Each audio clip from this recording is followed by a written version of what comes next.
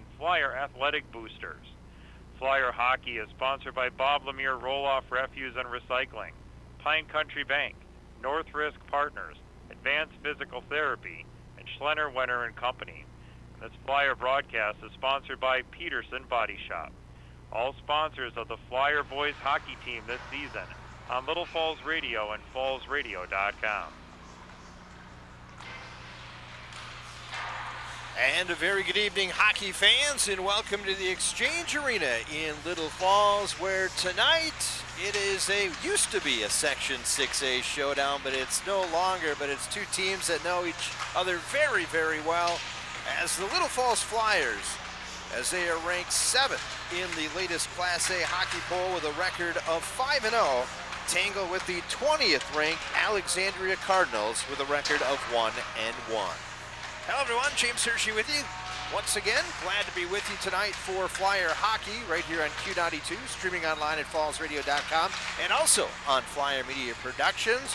Back in our studio in Little Falls, Ryan Kosowski is our game engineer, and Mark Deal is at the controls here at Flyer Media Productions along with the student body. And joining me once again in the booth tonight is a former alum, a 2009 graduate from Little Falls in the 100-point club, and also the guy that scored one of the biggest goals ever in his career against the Alexandria Cardinals.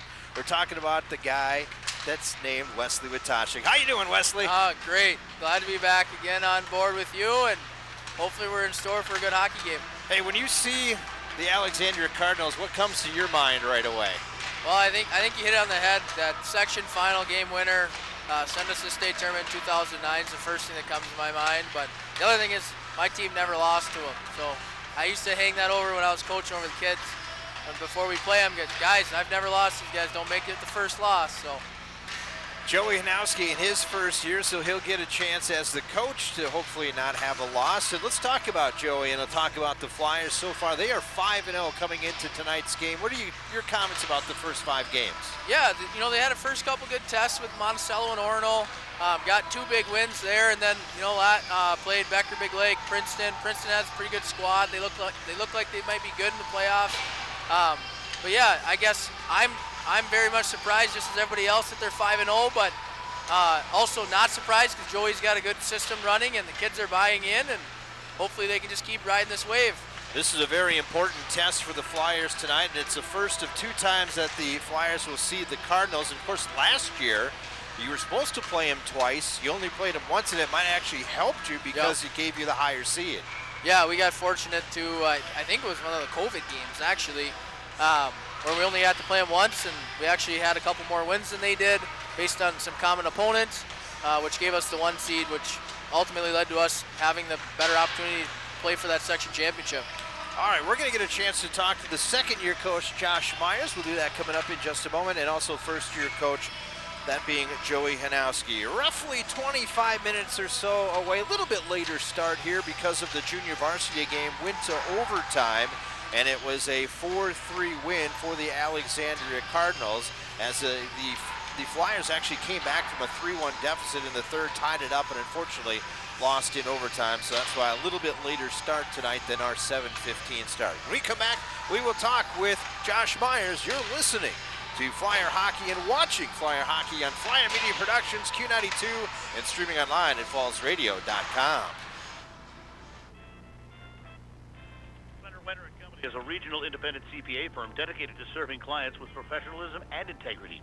The firm's professional staff's attention to detail and personal touch promote excellent working relationships with their clients. The firm focuses on serving accounting, tax, and business consulting needs of their business, individual, not-for-profit, and governmental clients.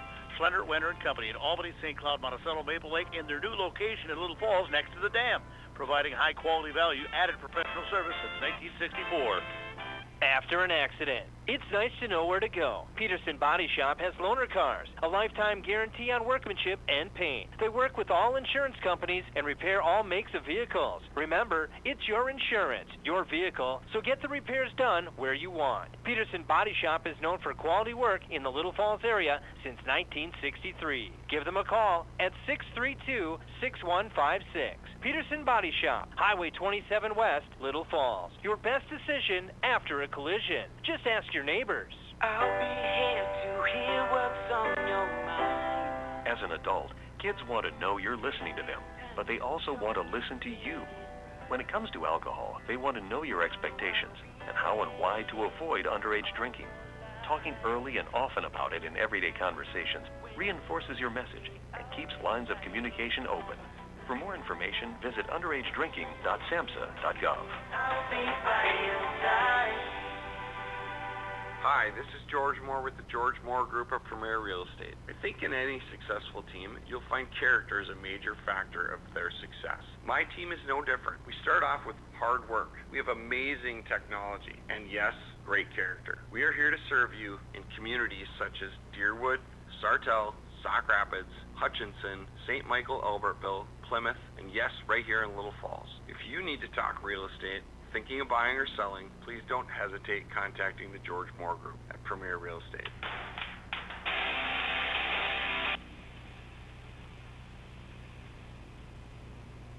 Welcome back to the pregame show. I'm now joined with the head hockey coach of the Alexandria Cardinals, that being Josh Meyer, and I believe this is year number 2 at the helm for you, as he's a 2004 grad from the Alexandria Cardinals. And Coach, we didn't get a chance to talk to you the second time last year because of COVID and that, but let's recap, I guess, last year in your team, and how did year number 1 go for you as a coach in a definitely unpredictable world? Yeah, it was a lot different than I thought it was going to be when I got hired on as the coach, but we made it as best as we could.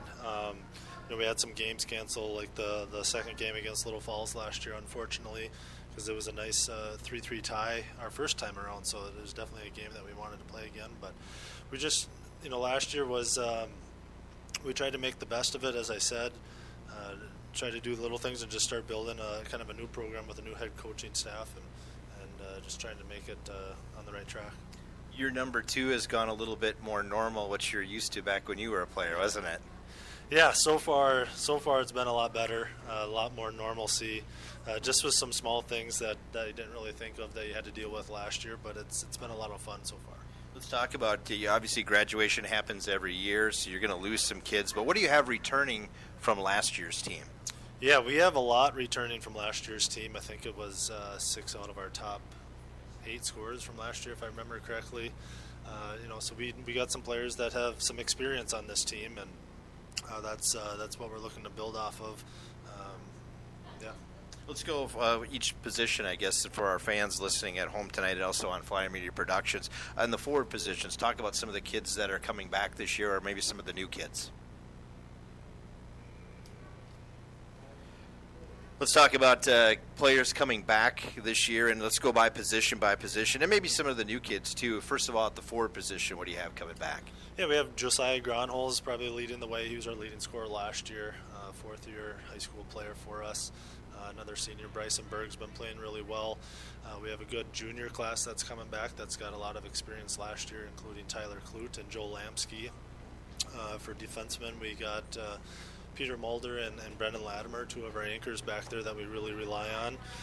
We got some new guys too that are filtering in the lineup. At forward, we have sophomore Leo Complin, and at defenseman we have Jack Lamsky, brother to Joel Lamsky.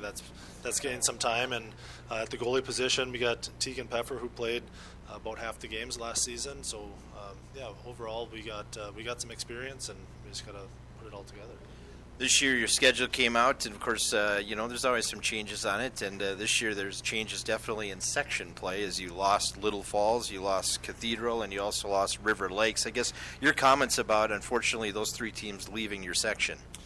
Yeah, it was tough to see, when you lose teams like that and you're not replacing them. It was nice to get Northern Lakes added to our section, but to lose roughly 3 of the top teams is tough. And I was just talking to Joey, and this game not being a section game just seems weird. It's not normal. It's not what we're used to. It's still a big game and everything, but we're used to this being a big section rivalry. So not having that extra aspect is just a little bit different, but we still want to play the best teams out there, so it's good to have Little Falls on our schedule, and I'm looking forward to it. Obviously maybe it makes the road a little bit easier, but still it is going to be a very tough section. You mentioned with Northern Lakes being at the state tournament and a team like Fergus Falls that was, one goal away from getting to the state tournament. Yeah, the top end of the section is good, and that's going to be, a battle towards the end, but maybe the lower half of the section, you could say is maybe a little bit easier, unfortunately. The road to the state tournament could be a little bit easier, but we're not thinking about that right now. We want to play the best teams around and push ourselves the best that we can. Let's talk about your first two games, a 3-2 loss to Sartell and then a bounce-back win 4-1 against River Lakes. Your comments about those games? The Sartell loss was tough. I feel like we showed up for one of the 3 periods, and in that period we showed up, we kind of played the way that we could. The first 2, unfortunately, when you spot a team 3 goals in high school hockey, especially a team as good as Sartell is, it's tough to come back from, and it was a learning experience for the guys, and something hopefully we don't do again, obviously, but it was one of those that it's that early in the season, it's not a bad thing to address either. Tonight you take on the Little Falls Flyers. It'll be the first of 2 games. Last year you were supposed to play 2 games. Unfortunately, that didn't happen. And, maybe in a way it kind of hurt your chances at least to have a better seed last year. So you're hoping this year that you'll get both games in, because even though it hasn't anything to do with you guys in the same section, it still might have something to do with, say, hey, we were able to beat a good team like Little Falls twice. Yeah, and actually I just saw on Twitter that Fergus Falls Sartell game got postponed tonight. I don't know for what reason, but I'm assuming it's probably something to do with COVID, as that's what we're used to in the past. But yeah, it's like I said, it's nice to have Little Falls 6 in the state. We're number 9. Games like this, I wish I could we could play them 10 times each, if possible, but we can't. So again, it's a game that we look forward to, and it's going to be a lot of fun, and looking forward to it. And I ask keys to the game tonight. What do the Cardinals need to do to go 2-1 on the year tonight against the Flyers? Well, we got to come out strong.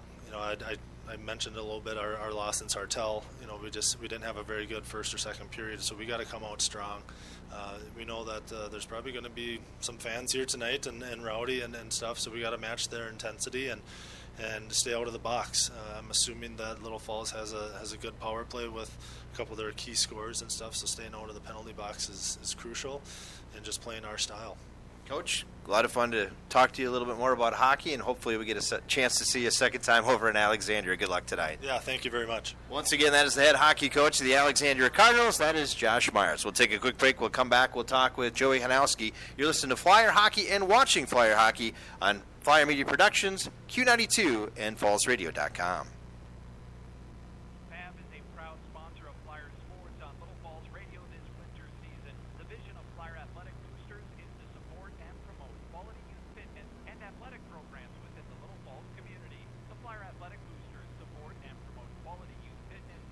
Joey Hanowski and fundraising, volunteering, education, and dispersing funds to qualify youth athletic activities in order to ensure the continued success of Little Falls youth athletic programs into the future. Go Flyers! When you need your garbage removed, call Bob Lemire Roll-Off and Refuse in Little Falls. Locally owned and operated, Bob Lemire Roll-Off and Refuse is ready to pick up your garbage and save you money. No administrative fees, no contracts. They offer both commercial and residential service. Whether you need a roll-off, dumpster, or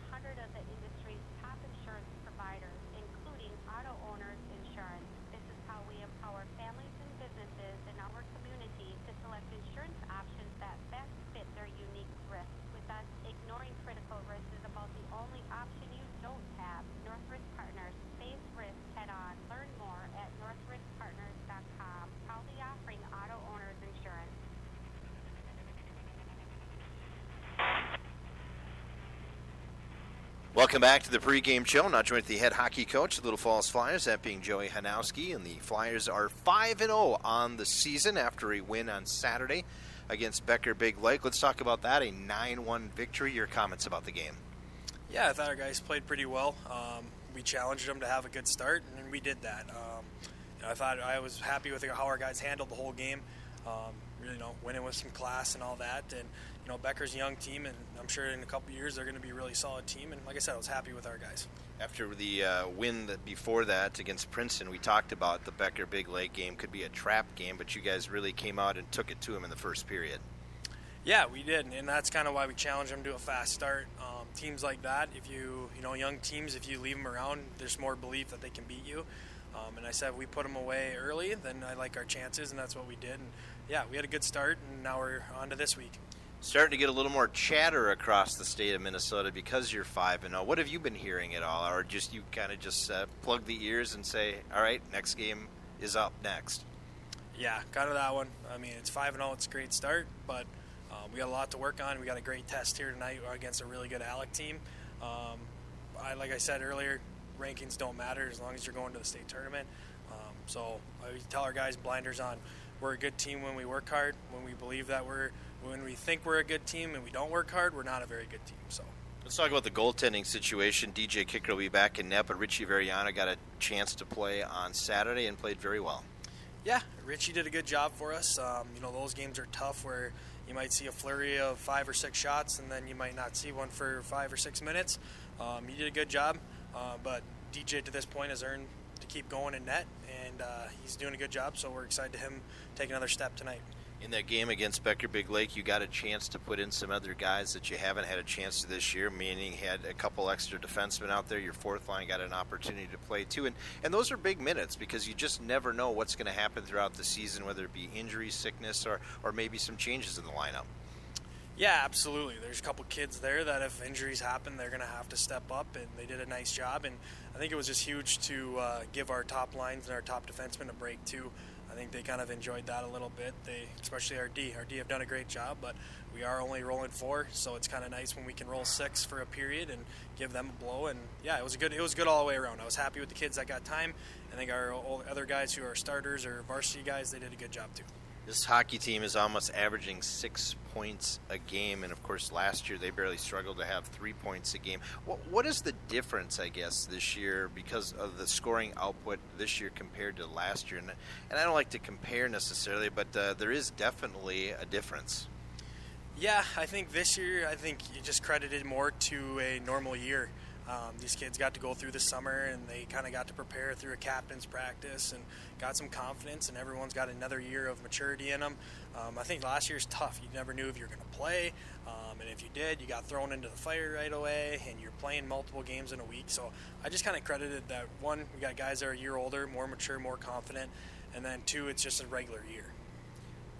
With Tony, obviously, he kind of was goalie out. Are you a little bit different than that? Are you more offensive mind and then back, or I guess walk me through what your thinking process is? Well, we'd like to be goalie out. We've really harped on our guys, and we've really said it for tonight with their top line. You have to. Our big thing is we got to defend with 5 guys. I think the years past, it's helped when you have Dane Kuchar there. We have to defend with 5, keep guys to the outside, and just be comfortable in our D zone. That's the biggest thing that I've preached is bend, don't break. We might get bogged down for a little bit, and that's okay. As long as they don't put one in the back of the net, who cares? So offensively, yeah, we were joking. I think our PK has more goals than our power play. Obviously, we'd like those numbers to switch, but like I said, it's just, Matt and Hayden have had a huge start, George on the back end. So I don't know if we're more offensively. I think it's just more confidence these kids have. I know we've talked about these freshmen, but they've now started to step up in the point category too, and they've already had 5 games under their belt. Do you see the more comfort game in and game out as you're seeing shift by shift on the bench? Yeah, for sure. They've done a nice job, and that's why we called them up. I think if you're going to have kids come up from Bantams or forego their second year of eligibility for Bantams, you need to make sure that they're going to be varsity starters for you or contributors, and they've done a nice job. And the good thing for us, I think, is they can play even better when they get more comfortable and stuff. So I think every game you just hope you kind of just see that improvement with them, and they've done a nice job so far. Tonight your opponent is an old section foe, the Alexandria Cardinals. You've had many battles with them as a player. What's the one battle you remember the most? And I'm probably sure I know which one it is, but maybe there's another one that I can't remember of right now. Well, I think the most memorable one for me, even though I had really no part in it, was my freshman year, obviously, when Wesley scored the game winner in overtime to send us to the state tournament. That was a great one, and then we've had great battles with him even when I was playing in the years past that. But I would say that one. I mean, that was a pretty special year. Ben breaking the points record. We went undefeated through playoffs. That was a special year, so I'd probably say that one. Is it kind of bittersweet that they're not with us anymore? I kind of miss them a little bit because, we're going to get them twice, but when it comes down to the end, it reminds me of, I guess, when I used to do games up in Warroad. Before, it used to be Warroad Rosa in Class A, and then Rosa went to Double A, and then the rivalry just kind of fizzled a little bit. I mean, it's still there, but it's just not the way it is, especially come playoff time. Is it a little bit sad that you're not going to get a chance to play in the playoffs, or are you okay with that? No, I mean, as an alum, it's sad, I think. I think I've talked with the Alec coaches, too. Those are the rivalries we've had for forever. I get why they did it, the section changes. I do understand it with geography and all that, but yeah, it's weird. I'm happy that we have Alec twice this year. These are games we want on our schedule because it is a section-like game. For me, it feels like a section field tonight, right? Like I almost tell myself, I almost told the guys in our team meeting just now, like big section game tonight, but it's not. But it's got that feel, and you want those types of games on your schedule, even if they're not section games. Well, it's not a section game, but it is an important game, and you want to keep the streak rolling here. And the one good thing, I guess, is you do have them a second time, so if there happened to be a slip-up, you could maybe come back and get that, I guess. But how important is this game tonight? Is it maybe less important because it's not a section game, or is it still having a lot of importance? To me, it's important. I don't like losing to Alec. I don't like us losing at home. We've preached to our guys that we need to be a team that when teams come to the Exchange Arena, it's a tough game. It's going to be a tough battle. It's really important in my mind. I think every game's important for us, and that might sound really cliche. We've had a nice start, but every game, we try to keep it as one game at a time. And if you don't treat even these non-section games as important as your section games, I think it loses your mentality as a team. All right, got to ask that last question. As Jamie said, the Hershey format here, keys to the game tonight. What do you need to do to win against the Alexandria Cardinals? Well, defend with 5, I think, tonight. Make sure we keep them to the outside and make them defend. Their first line, they got 2 wingers that have 5 points already, but they like to get out of the zone quick. I think if our forecheck is on tonight and make their top guys defend, I like our chances. In the power play, I think we got a couple power play goals against Becker Big Lake. I wouldn't really consider them because we didn't really have our unit out there. We were just kind of rolling lines. So special teams. I think whoever wins the special team battle tonight is going to win the game. All right, Coach, good luck tonight as always, and we'll talk to you after the game. Yep, thank you. Once again, that's the head hockey coach of the Little Falls Flyers. That is Joey Hanowski. We'll take a quick break, getting closer to the puck drop. Little Falls Alexandria up next on Flyer Media Productions, Q92, and streaming online at fallsradio.com. Getting mighty hungry, well, the best in the country is Pizza Ranch. Every Wednesday at the Pizza Ranch in Little Falls, seniors can enjoy the delicious lunch buffet for $7.99 plus tax. That's every Wednesday at the Pizza Ranch in Little Falls. It's where life tastes better, so round 'em up and head her down to Pizza Ranch. Whoa, that's good. Fleet Supply True Value in Little Falls has everything you need for all of your outdoor and indoor projects. They have a great selection of tools, fishing supplies, and live bait, kitchen items, pet supplies, including a variety of premium performance dog food at great prices, footwear, clothing, and so much more. Plus, don't forget to check out their great monthly bargains with tons of in-store savings. Fleet Supply, your complete farm and home store in Little Falls. Behind every project is a true value. I'm Katie Jackson, the home mortgage specialist for Pine Country Bank. I'm Cheryl Pluff, and I'm the loan processor. We try to make the mortgage process as easy as we can. We will take an application over the phone. We will take an application in person, and we communicate with the borrowers in any way that they choose to communicate. Sometimes that might be email, sometimes that might be a text message, and sometimes that's over the phone, sometimes that's in person. We're very flexible, and we'll work with each customer as to whatever's convenient for them. It's great to be a part of a hometown bank and offer the services that we can to help people get into their dream home. We had a client that came in about 2 weeks before Christmas and wanted to be in their new home before Christmas, and we were able to obtain that because of our hometown service. Pine Country Bank is your hometown bank, member FDIC, and equal housing lender.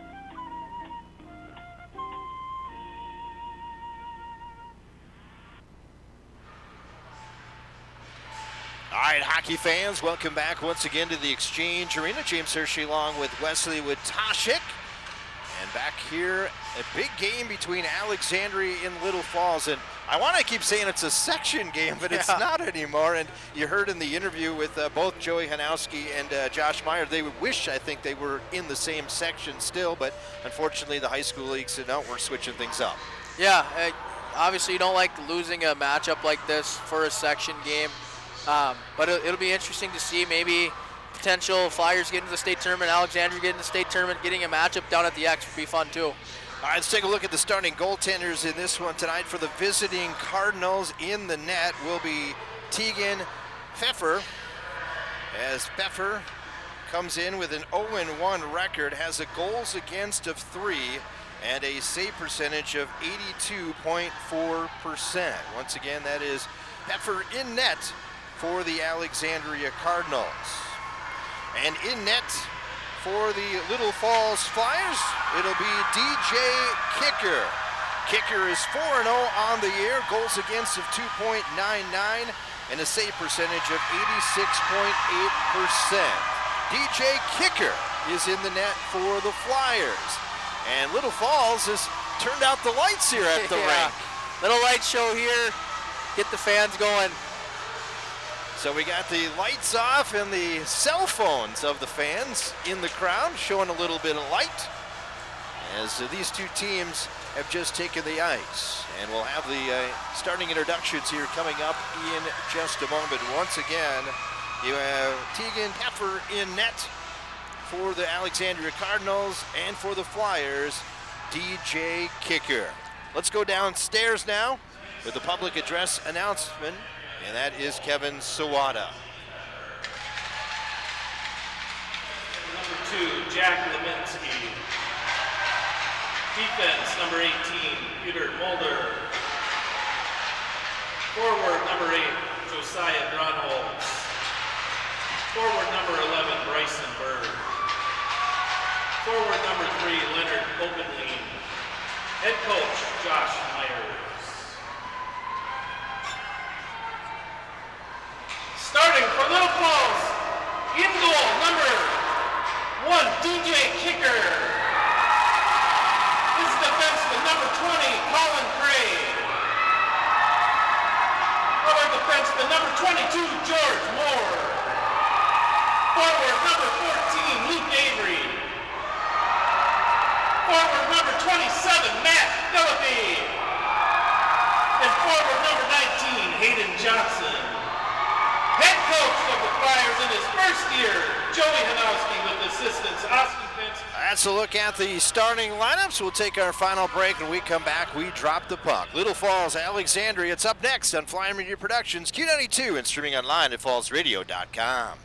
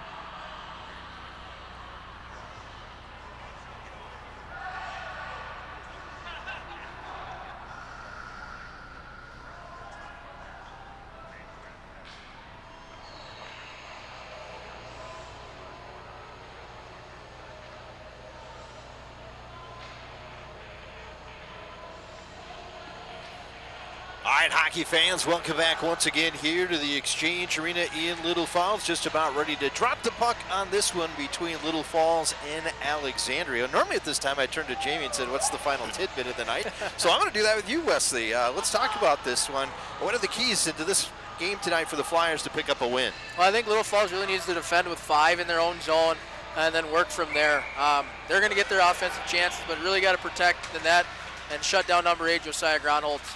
All right, puck is down. Run with high school hockey tonight here at Flyer Media Productions, Q92, and streaming online at fallsradio.com. It'll be dumped in quickly down into the Flyer end.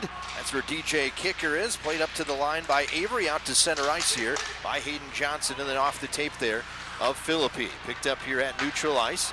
Moved ahead here this time by Gronholtz, right wing side. Trying to pass it down in the slot, but offsides on the play. It looked like that Coplin was in on the play. Here's the line charts for the Flyers tonight. You got Luke Avery on that first line, centered by Hayden Johnson, Matt Philippi on the other side. Second line is centered by Carter Olthout with Joey Walensky and Isaiah Gendro. Both of those guys, Walensky and Gendro, had their first varsity goals in the win on Saturday against Becker. And then the third line for the Flyers, centered by Garrett Lindberg with Hudson Philippi on one wing, Alex Lindberg on the other. Face-off just outside the blue line of Little Falls. Dump back deep down into the Cardinal zone. We've played 30 seconds of hockey here, and we're scoreless. Picked up here now by Mulder. Glove down here by Hayden Johnson. Backhand attempt on net, and the save is made there by Pfeiffer, and he will hold on. We'll get our first whistle of the game.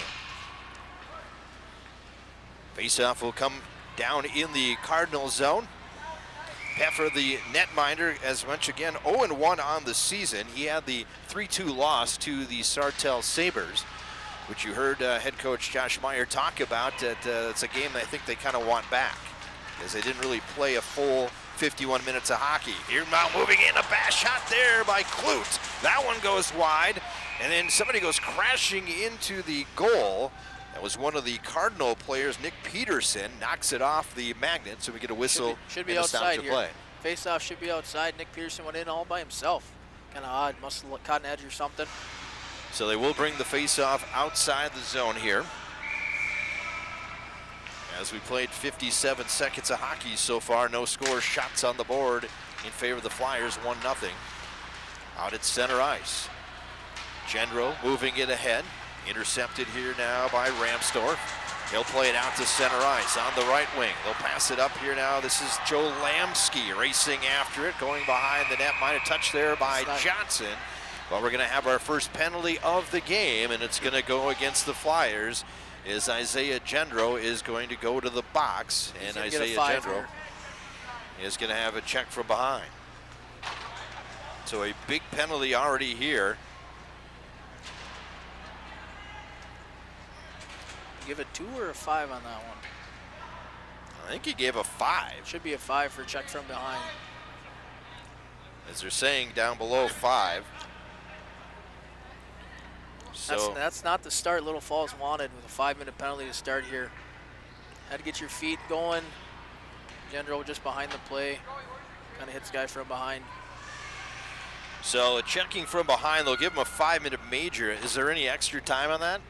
No, just a 5? Just a straight 5. Okay, so it's not like a 2 and a 10, so it's just a 5-minute major. It'll give the opportunity here for the Flyers on the penalty kill, which, you know, they do have 4 shorthanded goals this year. Yes. So, I mean, that's a good thing. But you don't want to be already in the hole. See what they can do here on the power play. 18.2%. Is Alexandria. They're 2 of 11. Shot from the right point there, and that one goes wide by Brennan Latimer. Held in at the left side here now. Gronholtz gets it over on the wing over to Mulder. Now tape there, tape to Latimer. Back over now to Gronholtz. Plays it over to Latimer at the right point once again. Latimer waiting, plays it over to Gronholtz. Back to Latimer, the one-timer. That one half fanned on and goes into the corner. Still 4:20 to go here on the major penalty. That one tipped, and it'll go outside the zone and out of play here. We'll get a whistle stoppage of play. I believe the face-off is going to come in the zone still. It'll say his last touch by the Flyers. Flyers are doing a great job in that diamond. Josiah Gronholtz is trying to control the puck on the left side here. And he's just trying to feed it across for one-timers, and they're doing a great job kind of staying on him, not giving him much time and space. So it is going to come outside the zone. So the face-off going to come outside the blue line of Little Falls. Control here, falling down actually there was Jack Lamsky. Gets back up and is able to dump it down into the Flyer zone. 4:10 to go on that penalty time. That major call, that's a check from behind against Isaiah Gendro for the Flyers. Behind the net now. Give and go there, trying to play it back and forth. Clute now gets it on the tape, right side. Latimer shot there, he scores! Went upper shelf, and the goal scored. And That's it's 2 Cardinals connected here. They're connected to the helmet, yeah. Their face masks got connected in the celebration. And actually scoring that goal was Mason Locke that scored the goal. And so Locke scores the goal, and it makes it a 1-0 lead. We'll have to wait and see who the assists are on that. And it's a power play goal. Time of the goal coming at 2:21 of the period. And Alexandria has taken a 1-0 lead. And going to get a little ice repair here. What's going on there? Must be a little thin over the logo. That's all I can say. You're the rink manager. What's up with the ice? I didn't do the ice. I'm going to blame Dave Kicker on this one. Here you are from the broadcast booth, and I should be out on the ice fixing it, I guess. Yeah, he's moonlighting up here instead, huh? Buying some time for the Flyers on the power play. There you go. That's what you're doing. So a power play goal scored by Mason Locke. It'll be his second of his career, first of the season for him. And we'll have to wait and see who gets the assists on that. Just a reminder for our fans, a 5-minute penalty, you can score as many times as you want, so it's not, we're still shorthanded here for 3:54. That we are. Cardinals, number 19, Mason Locke, with an assist, number 29, Nicholas Peterson.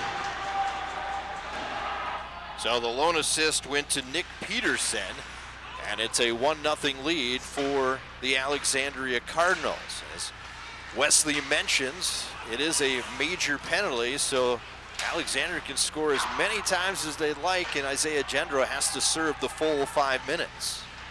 And they already have a 1-0 lead. Hayden Johnson plays it back there. Hayden Johnson on the season has a shorthanded goal. Flyers have 4 of those. Isaiah Gendro, one of them, and he's not going to get that because he's in the penalty box. Carter Olthout has one, and Matt Philippi also with a shorthanded goal. Dumped all the way down here by the Cardinals, picked up by Colin Cray. They'll send it back out to center ice. That's where it's picked up by Mulder. Plays it on the right wing side now.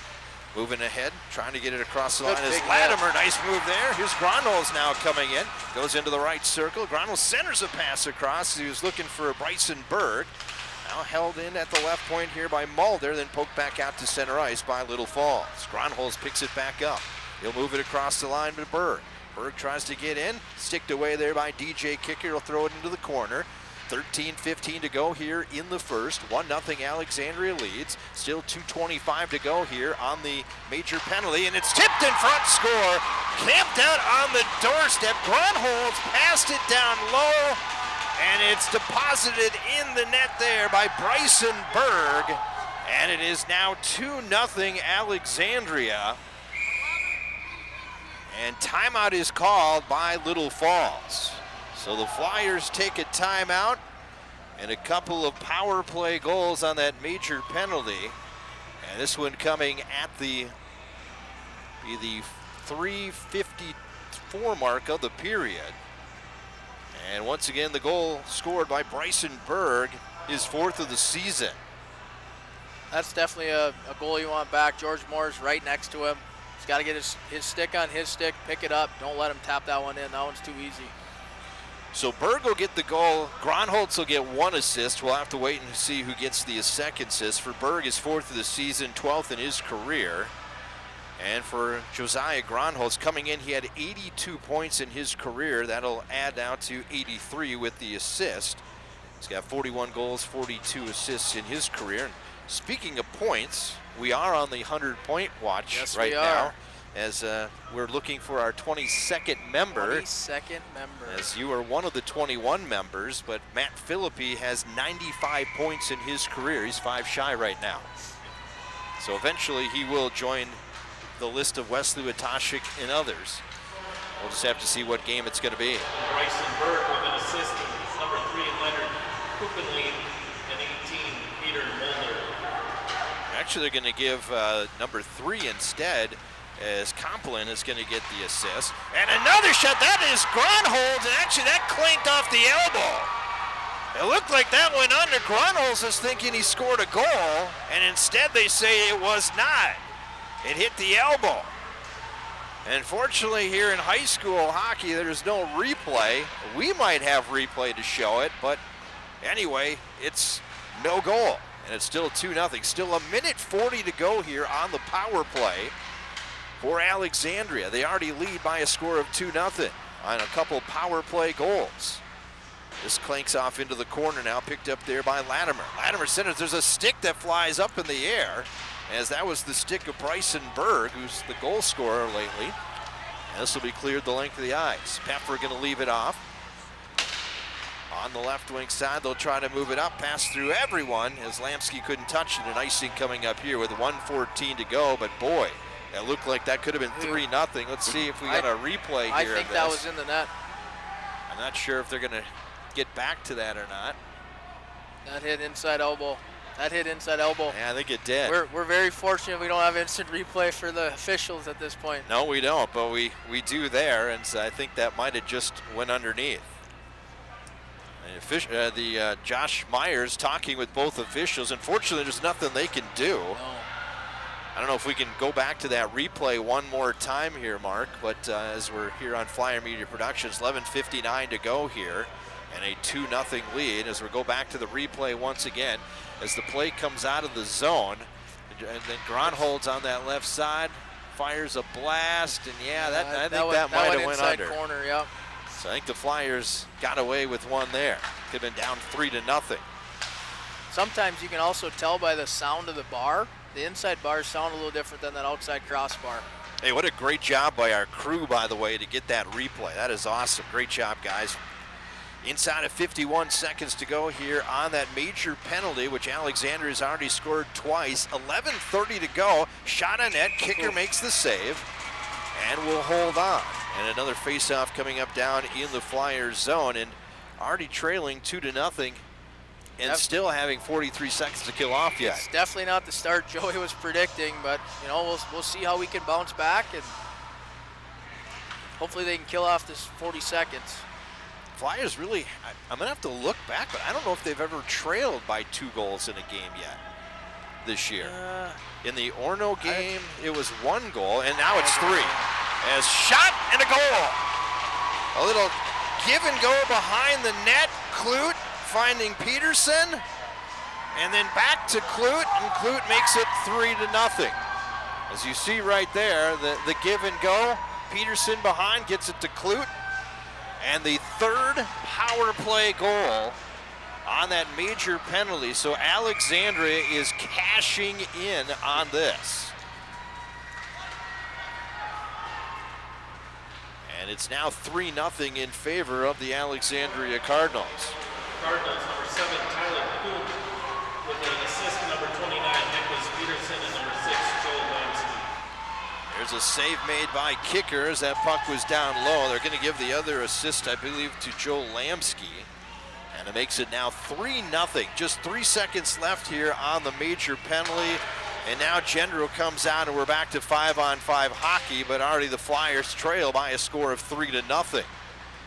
With 10:35 to go here in the first. So the Flyers got a lot of work to do in this one, as they already trail when we haven't even played 7 minutes of hockey yet, as they picked up a penalty just a minute 30 into this hockey game, a major penalty, which came up with 3 goals scored by the Alexandria Cardinals. Puck picked up here now by Hayden Johnson. He lost it. Now Avery trying to dig after it. Comes back to Colton Johnson, who takes a shot, and then getting a piece of that one was Peffer playing it into the corner. Now coming back to the point. This is Colton Johnson sending it towards the netminder. Instead it comes back out to center ice. Picked up here by Grunholz. Grunholz comes across the line. Grunholz right wing side, and has it taken away there by Hayden Johnson. Johnson will move it ahead to the freshman Avery, who batted out of midair, but it was below his shoulder, so it wasn't a high stick. Matt Cooper now, Matthew Cooper trying to clear it out of the zone. Getting some help now is Joey Walensky, can't clear it out of the zone. Back to the point, fanning on it that time was Mason Locke, who scored one of the 3 power play goals. 9:30 to go here in the first. All Cardinals in this one, 3 power play goals on that major penalty to Isaiah Gendra, and it's 3-0. Flyers will dump it in, go behind the net. Touched there briefly by George Moore. Along the boards now as the sticks come high in the corner. Who's going to get there first? Carter Olthout. We'll get it back to George Moore. Shot on net. Peffer with the save. Rebound was a loose one out in the left circle, but it's cleared up to the line, and it will finally be carried out to center ice by Jack Lamsky. Lamsky gets it to the right wing side to Trip Shattuck. Shattuck dumps it in deep. Picked up here by Colin Cray. Outlet pass now to Joey Walensky. Walensky at center ice. Weaves his way around a couple of players. And then quickly the Cardinals will regroup, and Rapsdorf will play it back over to the right wing side to Latimer. Latimer plays it out to center ice. Dump back in here once again by Olthout. 8:35 to go here in the first, and a 3-0 lead for Alexandria. Cardinals and Peterson, who got 2 assists on those 3 goals, hits it out to center ice. Picked up here now on the left wing to Joe Lamsky. Had it taken away there by Hayden Johnson. Moved ahead now, here's Philippi. Philippi one-on-one, left wing side. Philippi now comes in on that right corner. Philippi still with it, taken out of the play there by Jack Lamsky. Philippi trying to get it back to Avery, pops over his stick, and the Cardinals will flip it out to center ice. That'll get through everyone. Should be an icing call here, and it will with 7:59 to go here in the first. And the Alexandria Cardinals, they lead on the scoreboard 3-0. They're out shooting the Flyers just 5-3. And a lot of those shots came on that power play. Looks like Little Falls is getting a little jump here, having some possession now that they're not shorthanded. Hopefully they can get a goal here in the next 8 minutes just to even kind of take the momentum back. Unfortunately, I did not see the penalty happen when Gendrum had the penalty. Did you get a chance to see that at all or not? I did, and it was behind the play, kind of late hit. Definitely got him from behind, so unfortunately it was the right call by the officials. Okay, just making sure, since you are an official. Out to center ice it comes now, and a collision down below us here that time as it was Cooper colliding there with Compley. And we'll have a chance to talk with Matthew Cooper in intermission number 2. Colton Johnson will be our intermission number 1 guest. Offside's going to be called here on the Cardinals with 7:18 to go here in the first and a 3-0 lead. You can't get them all back right away, but you got to chip away, and I think the goal right now for Joey Hanowski and the Flyers is at least just get 1. You got to get 1 before the end of the period, because 3 is a long hike in the next 2 periods. You know it's going to be a tightly fought game, so you got to at least try to get 1 back here and just chalk it up in the locker room and say, boys, we got to go back to work. The one thing that it puts a little more pressure, I think, on DJ Kicker now, because he's going to have to come up with all the saves, because you really don't want to go down 4 goals. I would agree. And it's also going to put more pressure on the defense, but yet you have to have a little bit of offense on your defense too, don't you? You have to take a risk here. You're down 3 at this point. You got to take a risk and have your defenseman like a George Moore jump in the rush and try to generate some offense. Speaking of risk, you had some risky defensemen, especially one that did very well. He's a 100-point club guy too, yes. And that being Isaac Berglund. Yes, Isaac liked to jump in the play. He was a pretty skilled hockey player. Was able to actually carry the puck end to end when he needed to. And you had Logan Collis back there to save the bacon, yep. right?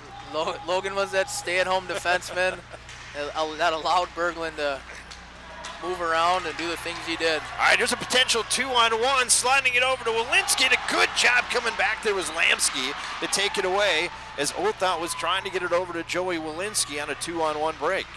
Back out, still in the Cardinals zone, played out to center ice all the way through. Going back now will be Colin Cray. Cray will play it away from the charging forward that time. And it'll be picked up here now by Clute. Clute now along the goal line, extended, centers it out. There was a man in the slot there. I believe that was Peterson. I am going to say I'm not a fan of the jerseys at all because they're hard to read for numbers. You got the little number up top and you got the big number in the back, but it's not the easiest. And then you got the line through it, so it's not it's not been the easiest to pick them up a little bit. It does look like Joey made a lineup change. He's got Garrett Lindbergh playing with Joey Walensky and Carter Olthout. Maybe a feel shame moment for Gendro after taking that 5-minute penalty. There's a shot on net there by Gronholz, is their leading returning scorer, and the save made by DJ Kicker. Kicker's made 4 saves out of 7 shots, but hey, to DJ's defense, those shots were great shots. They were tip shots in front, and so really I think you got to say he's been playing pretty well so far. Yeah, it all comes down to your guys can't take 5-minute penalties and let the opposing team have the opportunity just to score at will. 4:39 to go here in the first, and a 3-0 lead for the Alexandria Cardinals. Played to the slot, shot on net, nice glove save made there off the stick of Berg.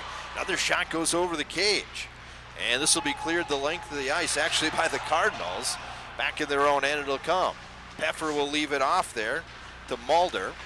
Mulder on the left wing side, touched there by Komplian. Komplian dumps it up now on the right wing. Moving in on that side this time is Breitzman. Breitzman goes hard into the corner that time as he was hit there by Cooper. This will be flipped out, rolling. Puck will go down, and no, they'll say no icing. Say that could have been played by Latimer. Latimer now moves it up on that left wing side. Can't clear it out of the zone though. Coming in now there, Hudson Philippi. In the corner now is Garrett Lindbergh. Lindbergh looking for his brother Alec in the slot, and Alec just couldn't pull the trigger there as there was an opportunity, and it'll be cleared out by the Cardinals, and that'll be Shatek, or check that is Shattuck that will dump it in. He'll go off on a line change. 4:30 to go here in the first. Alexandria leading by a score of 3-0. This will be dumped all the way down into the Flyer zone. No icing here on the Cardinals. Picked up here by Peterson. Quickly taken away there by Garrett Lindbergh, and he'll flip it out to center ice. Controlled now here by Mason Locke. Locke's the one that started this whole 3-goal barrage. All power play goals as he's got the first of the night, first of the season for him. Moving across the line now and pulled down with sort of the Cardinal players, that being Lamsky. Play continues on. Here comes Little Falls now. Potential 3-on-2 moving ahead. Joey Walensky comes across the line, gets it to George Moore. Shot taken there. That goes off the blocker that time. And Peffer is able to make the save, and it's cleared all the way down. 3:35, let's make that 3:45 to go here. Colton Johnson tried to back pass to Hayden, intercepted by Gronholz. Gronholz with a shot, good job there by Cooper. Gronholz tries a wrap around and a shot, wide open, net score, and it's 4-0 Alexandria Cardinals. And coming up with the goal is Brennan Latimer. As the wraparound attempt by Gronholz didn't work, but the puck came out into the slot, and Latimer is there to make the save, or make the goal. That play all started with a bad turnover by Colton Johnson on the blue line. You know, just those blind passes just doesn't work. You turn the puck over to a Josiah Gronholz player that's a phenomenal hockey player. Like you said, he's got 84 points now, adding that one with the 2 assists. You just can't have those opportunities given up. So it's 4-0 Alexandria. And played out to center ice here. Picked up by Gronholz. It'll go into the corner. And like we were talking about, that 4-goal differential is going to be a lot more of a mountain to climb now. It's not over by any means. The Flyers are averaging almost 6 goals a game. But right now their offense is kind of in disarray. And unfortunately, they were behind the 8 ball right away with the major penalty and 3 power play goals. The Cardinals were given the opportunity, Wesley. The Cardinals capitalized. They took advantage of it, definitely. Absolutely. And you're seeing towards the end of this period here, the Flyers are pretty tired. You know, Joey had to roll 2 lines. You know, they don't got a long bench, so it'll be interesting going forward. Here now is Matt Philippi, a wrist shot, and that one just over the netminder. As Peffer looks over his shoulder, comes back out to center ice. Turnaround, dumped in there this time by Colton Johnson. Played deep in the Cardinal zone, 2:10 to go here in the first. And it's all Alexandria in this one. They lead 4-0. Moving in now, this is Clute, left wing side of the puck taken away there briefly by Walensky. Clute gets it back behind the netminder Kicker. And it'll be controlled here now by Carter Othell. Othell down to center ice. Trying to get it over to Garrett Lindbergh, who took a hit there. I will say the Cardinals are pretty quick to the puck and some physicality too in this one. Yeah, that's kind of expected between these two teams, is to get a little physical matchup. You know, right now Alexandria is just controlling the play, beating the Flyers to loose pucks. It's gonna be tough if Flyers can't get some win some races to give themselves scoring opportunities. What would be going through your mind on the bench right now, trailing 4-0? I think the big part is just settling the guys down, right? You come in this game, you're undefeated. You think, hey, this is gonna be a battle, and you go kind of behind the 8 ball. It's just getting them back to the reality. Hey, we're still in it. We just got to fight even harder, and just keep everybody calm. And this team seems to feed on when they score a goal. They start to score in bunches, kind of thing. Kind of like your, I guess when your team was. When you score one, you get 2 or 3 right away. Yeah, you know, I think that's just the mentality of Flyer hockey in general. I think anytime you can score, you get that momentum going, and it leads to a couple more. Here's Gronholz trying to come across on. Good job there by Philippi to pick his pocket back the other way. Now comes Colton Johnson. He'll be our intermission #1 guest. Colton Johnson goes into the circle, lost the puck, picked up here, sent it across that time by Philippi. Matt Philippi trying to pick up the loose puck, has it now at the left dot, tried to slide it over to Avery, but it's behind him. Back the other way now. Well, not coming back is Avery. Turnaround shot, backhand attempt there. That one wide by Philippi. Peffer now seeing the puck coming towards his way as it goes off of the stick there of Hayden Johnson and back out to center ice. And just to the left of the netminder kicker, it'll be picked up here by George Moore. Throws it out, intercepted here. Coming across the line, out in the slot, they had Berg there as that pass came from the tape there of Mulder. And just luckily for the Flyers, it rolled off of Berg's stick. Otherwise, he was in all alone. 9 seconds left, maybe one last chance. Turnaround shot there, Hayden Johnson saved, and then George Moore with a shot trying to go upper shelf. Instead, he puts it into the safety netting. We get a whistle and a stoppage of play with 2.9 seconds left, and boy, that'd have been a nice opportunity there to score a goal late.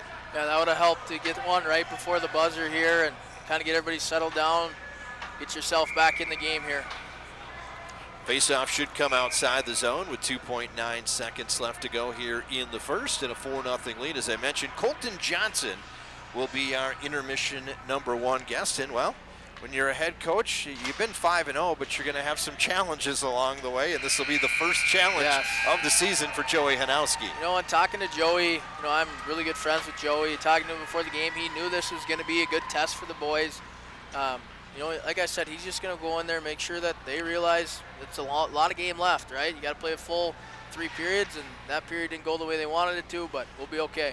All right, 1 period complete, 4-0 Alexandria. We will take a break. We will come back. We will talk with Colton Johnson, plus we'll have your first period summary. It's Alexandria 4, Little Falls 0. Back after the timeout on Flyer Media Productions, Q92, and streaming online at fallsradio.com.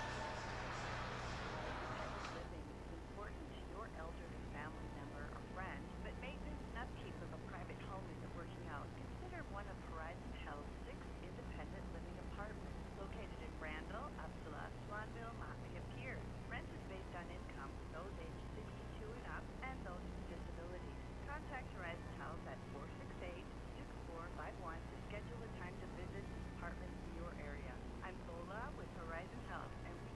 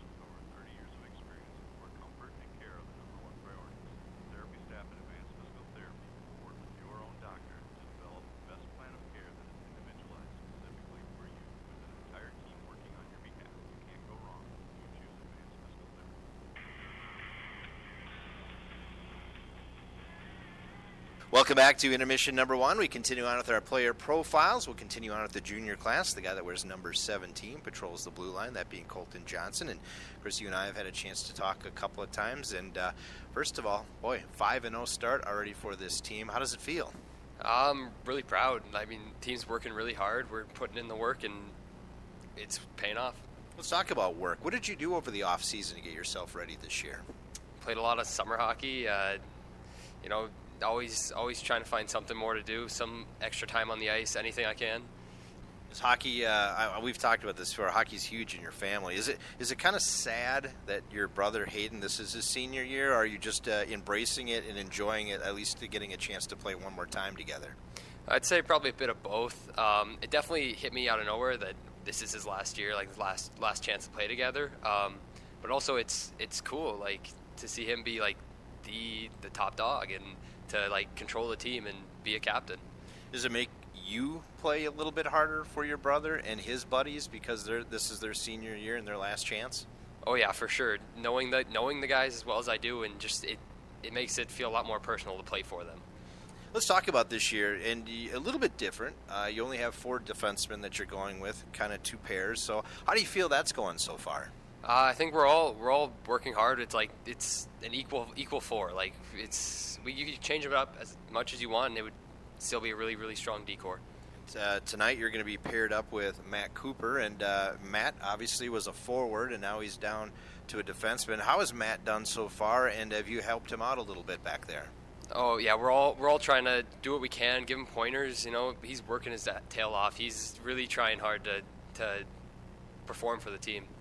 Let's talk about some of the goals that you set for yourself this year. Obviously, team goals, you want to get back to the state tournament. We'll talk about that in just a minute. But individually, I guess, what are some of the goals you'd set for yourself this year? Highest plus-minus I can. I mean, just outwork everyone I can and be at the top. Of course, the ultimate goal is to get back to the state tournament as a team. Let's talk about that state tournament last year. Give me your comments. You've had a chance to reflect on that since it was back in late March, early April.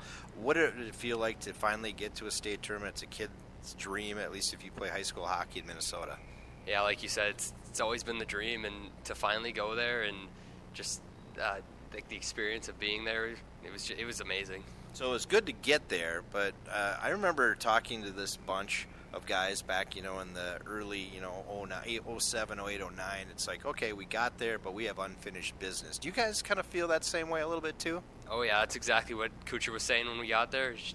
Unfinished business. This isn't the end, just getting here. You got to work through it too. You mentioned Tony Kuchar, and of course he's no longer the head coach. Joey Hanowski, the coach, and obviously there's going to be differences in the coaching philosophies in that. But I guess talking about so far how Joey has done in the first month or so that you have had him as a coach. Oh, I'm extremely impressed by him. He really puts down the hammer, lets us know what he wants, and he really earned my respect. And of course, we're sitting here now in a beautiful weight room here, which used to be the old shooting room. Do the guys use this a lot? Oh yeah, almost every morning we come in, we make use of the money that was spent on this. Awesome. All right, let's ask some of these questions that we always like to do every year. You're already going like, great. Have the guys kind of tipped you guys off a little bit on what the questions are? I mean, your brother should have.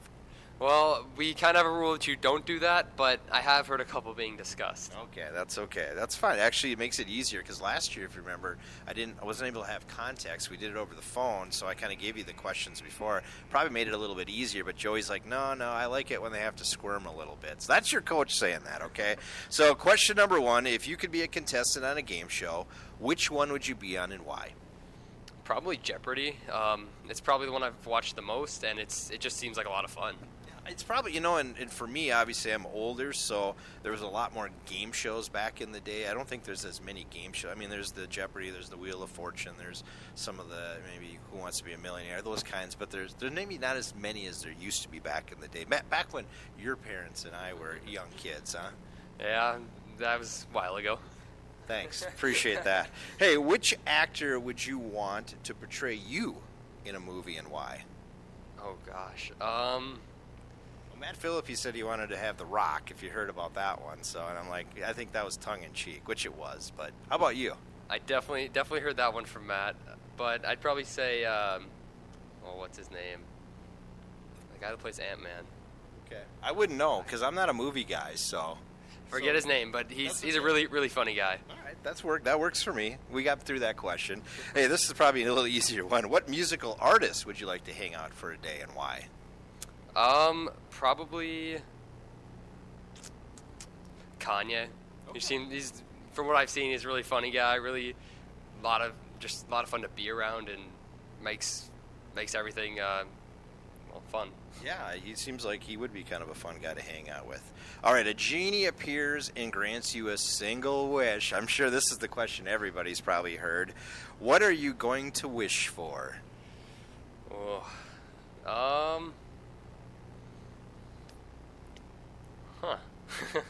Stumper, huh? Yeah, kind of speechless. Is that normal in your house? You're speechless? No, I talk a lot.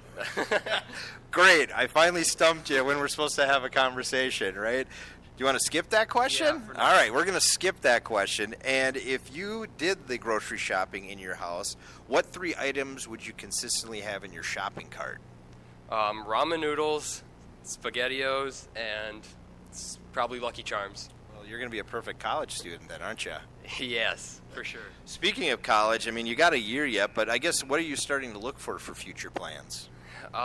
Something in the medical field. Obviously, I want to play hockey in college. That's always been the dream. But like education-wise, something in the medical field. All right. You know what you want to wish for yet? No. Okay. How about a win tonight? That would be perfect. Awesome. Hey, thanks so much for joining me, and I wish you the best of luck all season long. Thank you. Once again, that's the guy that patrols the blue line. That's number 17. That is Colton Johnson. And thanks to Colton Johnson, of course, his older brother Hayden Johnson's having a very good start. And Colton, one of those 4 defensemen this year, which he's been put in a huge role, and he's stepped up to that. Unfortunately, here in period number 1, had a kind of a hiccup, a little bit of coughing the puck up, and it cost him a goal. Yeah, that's going to happen. Joey and his staff understand that kids are going to make mistakes. The game of hockey is about mistakes, and whoever makes the least mistakes wins the game. Speaking of mistakes, unfortunately the Flyers had one in the first period, and that was the penalty which put them down a man, a 5-minute major, and 3 goals were scored. That penalty actually happened a minute 15 into the game, and after that it was 3 unanswered goals on that power play. Yeah, again, that's not how you want to draw it up. I like to say, right?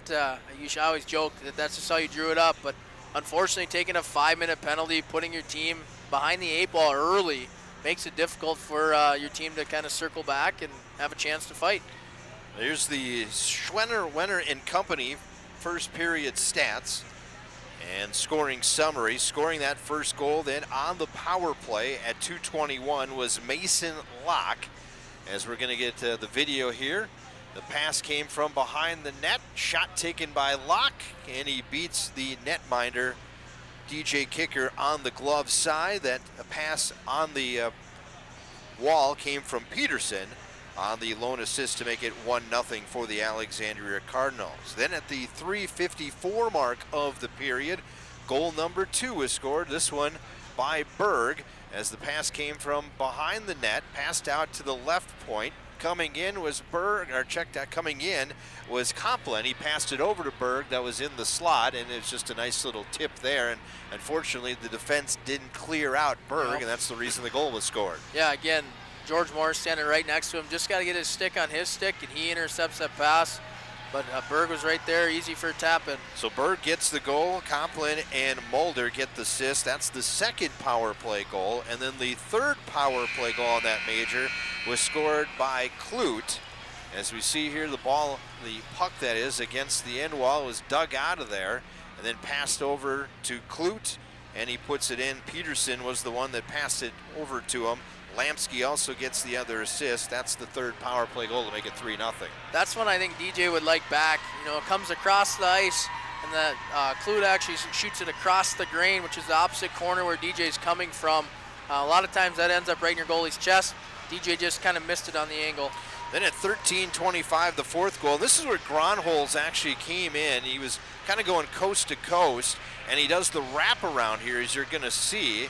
As the shot was taken, he wraps it around. It comes out into the slot. Puck sitting there empty net basically, and Latimer deposits to make it 4-0. That's a tough play because DJ has to honor Gronholz. He's got a good shot. He can put the puck in the back of the net, so he has to honor him on that strong side of the net.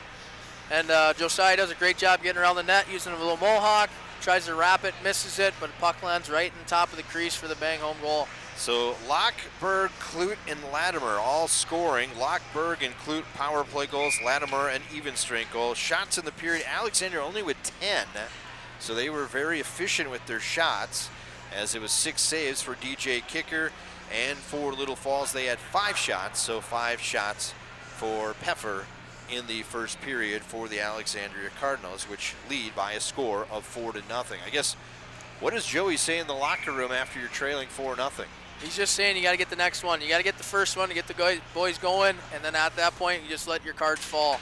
All right, puck is down. Second period is underway as the netminders have switched ends. Peffer is to my left, DJ Kicker to my right, and we get a icing call already here on the Cardinals, so we'll bring it down in the offensive zone. And is there a certain amount of goals that you want to score? I mean, you got to get the first one to get any, but are we looking at trying to get 2-3 goals this period? I think you at least have to get 2. Make this a 4-2 game. You can't give up any more. Make this a 4-2 game, and you get 2 in the third. Hopefully you get that third one to give yourself a win to 5-4. We saw in the JV game, the JV team for Little Falls was down 3-1. They scored 2 goals to send it to overtime, but eventually lost 4-3 in overtime. So it has happened on this ice surface already, at least comeback. And this will come in on the netminder Kicker, who will make the save and will hold on 30 seconds into period number 2. We had some guests up here today, didn't we? We did.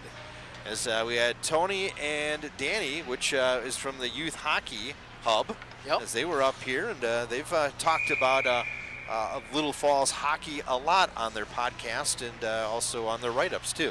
Yeah, it was fun having a chat with those guys here, and some of the stories that they have, common people that we've both met, that they've covered, and pretty fun. It always seems when you're in the hockey circle, you can find somebody you're related to, talk to, been friends with, whatever it may be. As big as you think the hockey community is, it's really small. Yeah, it is. Here now is Gendro coming in, goes behind the net. As Gendro, unfortunately, was the guy that took the major penalty and didn't see a lot of ice time in the first period, but he's out there now and trying to make something happen. Cardinals trying to clear it out of the zone, picked up here by Jack Lamsky. He'll play it out on the right wing side to Peterson, comes across the line. Now the back pass, shot taken there, that time by Joe Lamsky, and the save made by DJ Kicker, and he holds on with 15:46 to go in the second. Cardinals lead 4-0. Looks like Joey switched up the lines a little bit too here. He's got Isaiah, Walensky, and Avery playing together. Now he's got his top 3 guys, Hayden, Carter Olthout, and Matt Philippi on this top line. Yeah, so he's going to roll the dice here with some of the top scorers for the Flyers. Hayden Johnson with 15 points, 7 goals, 8 assists. Matt Philippi, 9 goals, 6 assists for 15 points. And Carter Olthout, 5 goals, 4 assists for 9 points. So the top 3 scorers, which aren't on the same line normally, but they're going to be on a same line at least here in period number 2 to start. Here's Mulder with a shot on net. Kicker makes the save, and as we talked about in the first period, DJ Kicker's really going to have to come up with some big saves now here. They really can't afford anything else beyond him if they want to have any chance to get back into this hockey game. Out at center, it'll be dumped there by Moore. Picked up there by the Cardinals, and that's Ramstoff dumping it in. First back there is Cray on the end wall. Trying to get it over to Hayden Johnson inside of 15 minutes to go here in the second. Here comes Hayden Johnson on the right wing side. Johnson will dump it in. Going back will be Jack Lamsky. Lamsky plays it away, but on the tape here now of Carter Olthout, who tried to send it back to Cray, and that gets through everyone. And back out to center it comes. Moved ahead now, that is Johnson. He's knocked down at center that time, and didn't like being knocked down, so he's going to go after Jack Lamsky and looking for the puck too. Tripped up there, one of the Flyer players, that being Cray. And loose puck controlled here now by Ramstorff. He'll dump it in. Comes towards the netminder Kicker, and the save is made. And then coming across there was Bryson Berg, a little bit hot, a little bit heavy. and not liking that with one of the Flyer players. You do like that your captain sticking up for your goaltender. He knows how important that guy is to him. He doesn't want like that extra hack that Berg took coming by.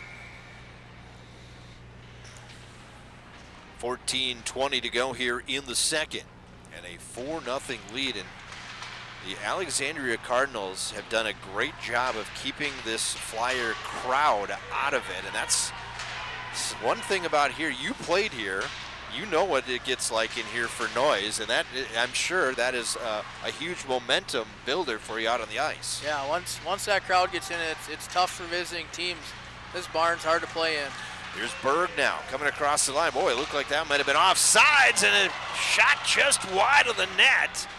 As that shot was taken there by Complin. I thought Complin might have been in on the play a little bit. Play continues on. And then Josiah could not get the pass back from Berg. It'll go all the way back down into the Cardinal zone. 13:30 to go here in the second.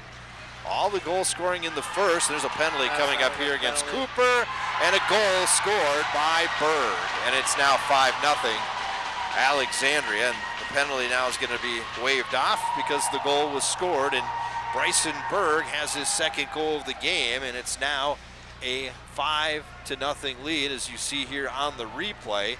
The pass over to Berg in the net, and he scores. Unfortunate line change there. The Flyers are gassed. They all come off the ice at the same time.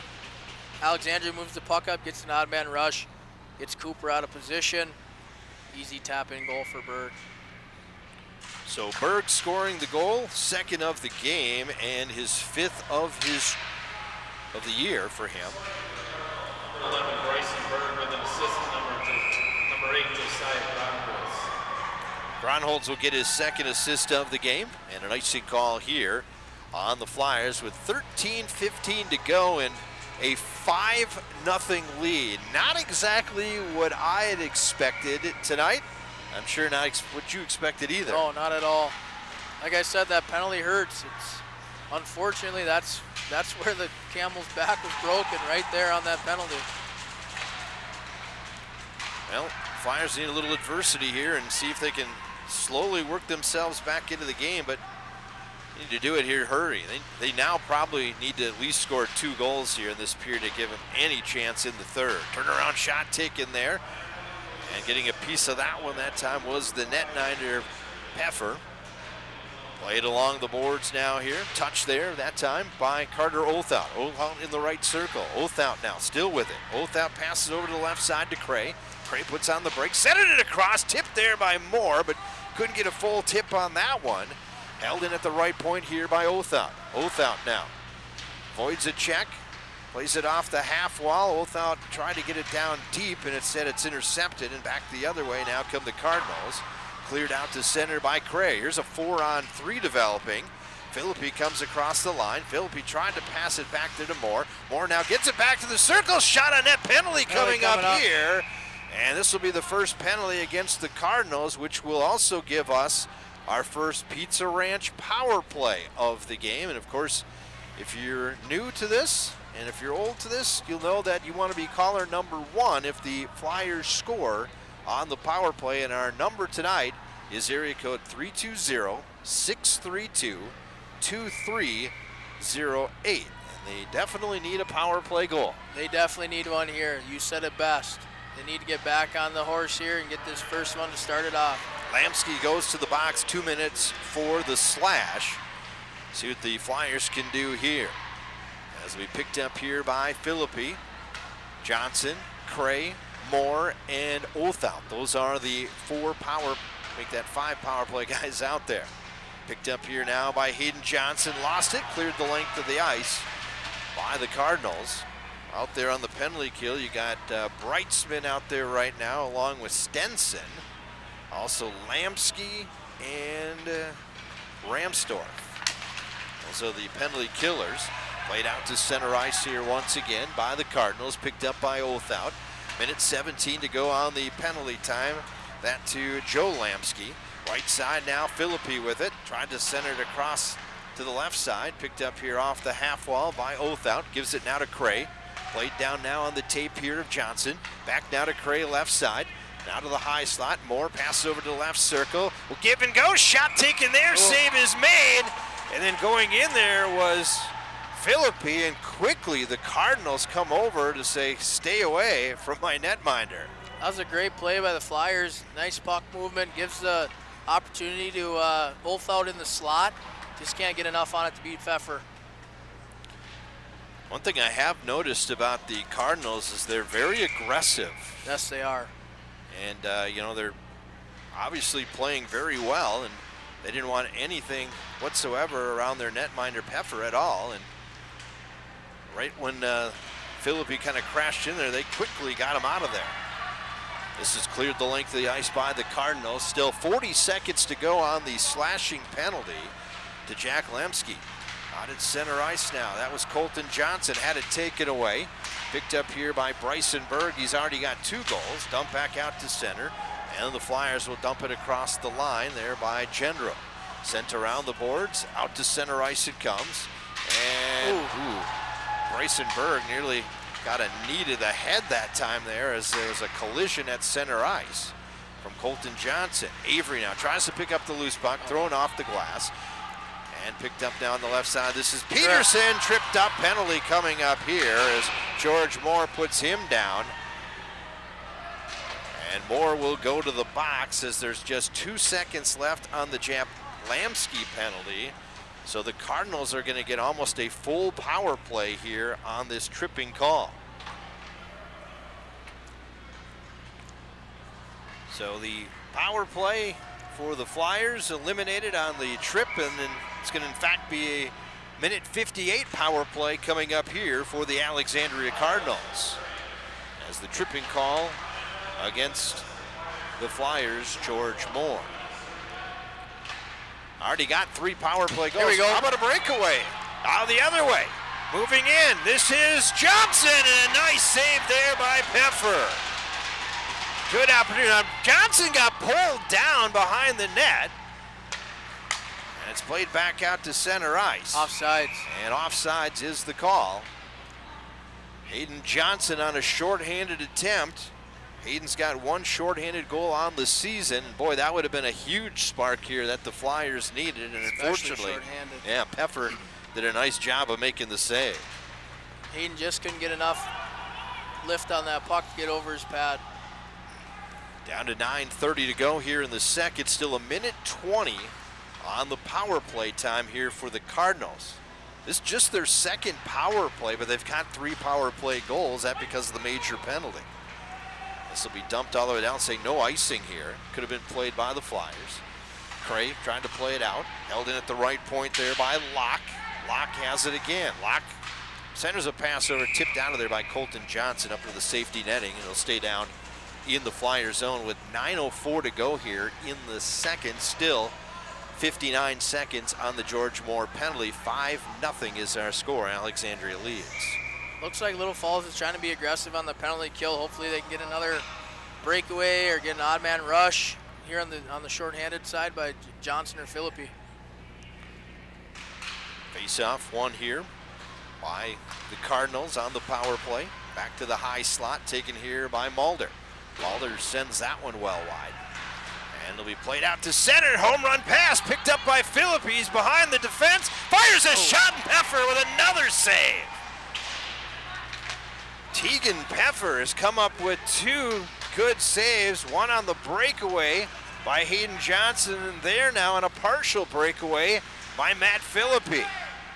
So the 2 leading goal scorers for the Flyers were stymied that time. Here's a chance down low now, as not getting full wood on that one was Latimer, as he saw a wide open net. Back the other way now, flipped up to center. Trying to get it across the line was Hayden Johnson. Back the other way, moved ahead. This is Compline with it. Out at neutral it comes. Latimer bumped off the puck. Play below us here. Up along the boards. And coming over, and Johnson with a big hit that time on Mulder. Coming in now is Philippi. Pass over to General. He shoots. He scores.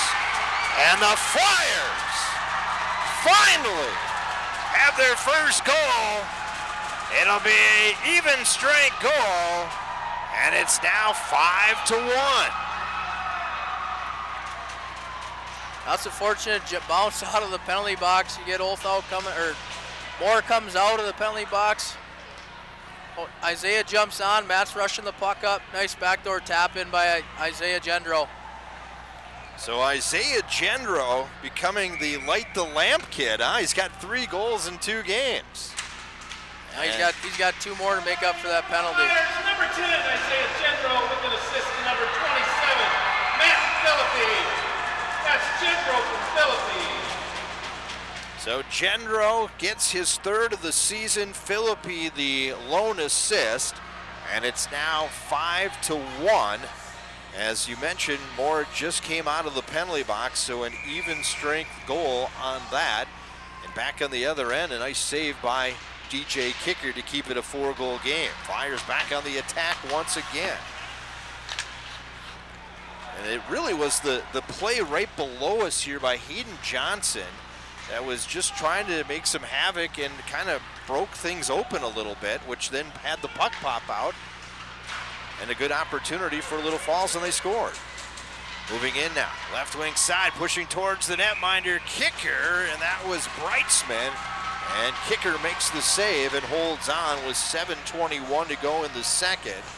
5-1 the score. I'm kind of curious. I know you never lost to Alexandria. Are your juices going a little bit here, seeing how this game is right now? A little bit. Obviously, you don't want to be down 5-1. You want it to be a little bit closer, but I do like how Little Falls is staying aggressive. They're still taking the body, not getting out of their style of play, creating opportunities for themselves.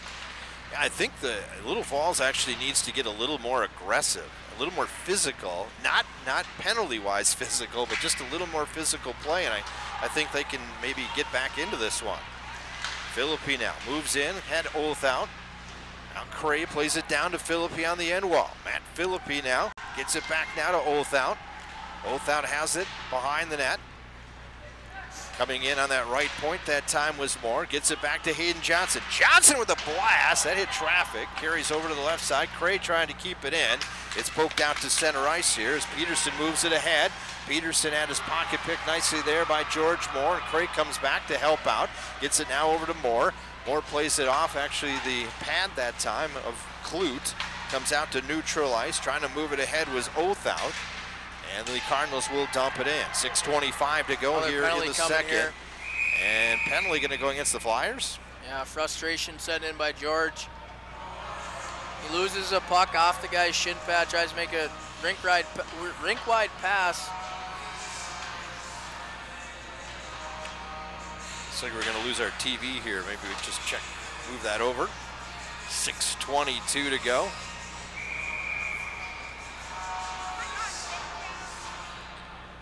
.5-1 is our score. And the Cardinals have their 3rd power play opportunity of the night as Moore goes to the box for the 2nd time tonight. The captain had a trip earlier, now he has a slash. But the last time they had 2 chances, and here's a partial 2-on-1 now for Little Falls shorthanded.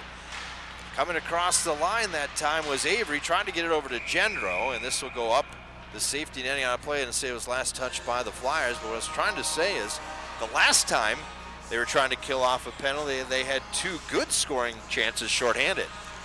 Another quality chance there. Luke Avery just couldn't get the puck through the Alexandria defenseman. 5:56 to go here in the second. 5-1 is our score. Cardinals scored the first 5 goals, 3 of those in the opening 4 minutes of the game. And the 3 of those on power play because of the major penalty. And then you had back-to-back goals scored, even strength, 1 in the first and then 1 here in the second to make it 5-0. Flyers, though, have come back with an even strength goal to make it 5-1. Now they have to kill off another penalty with 1:15 to go on that.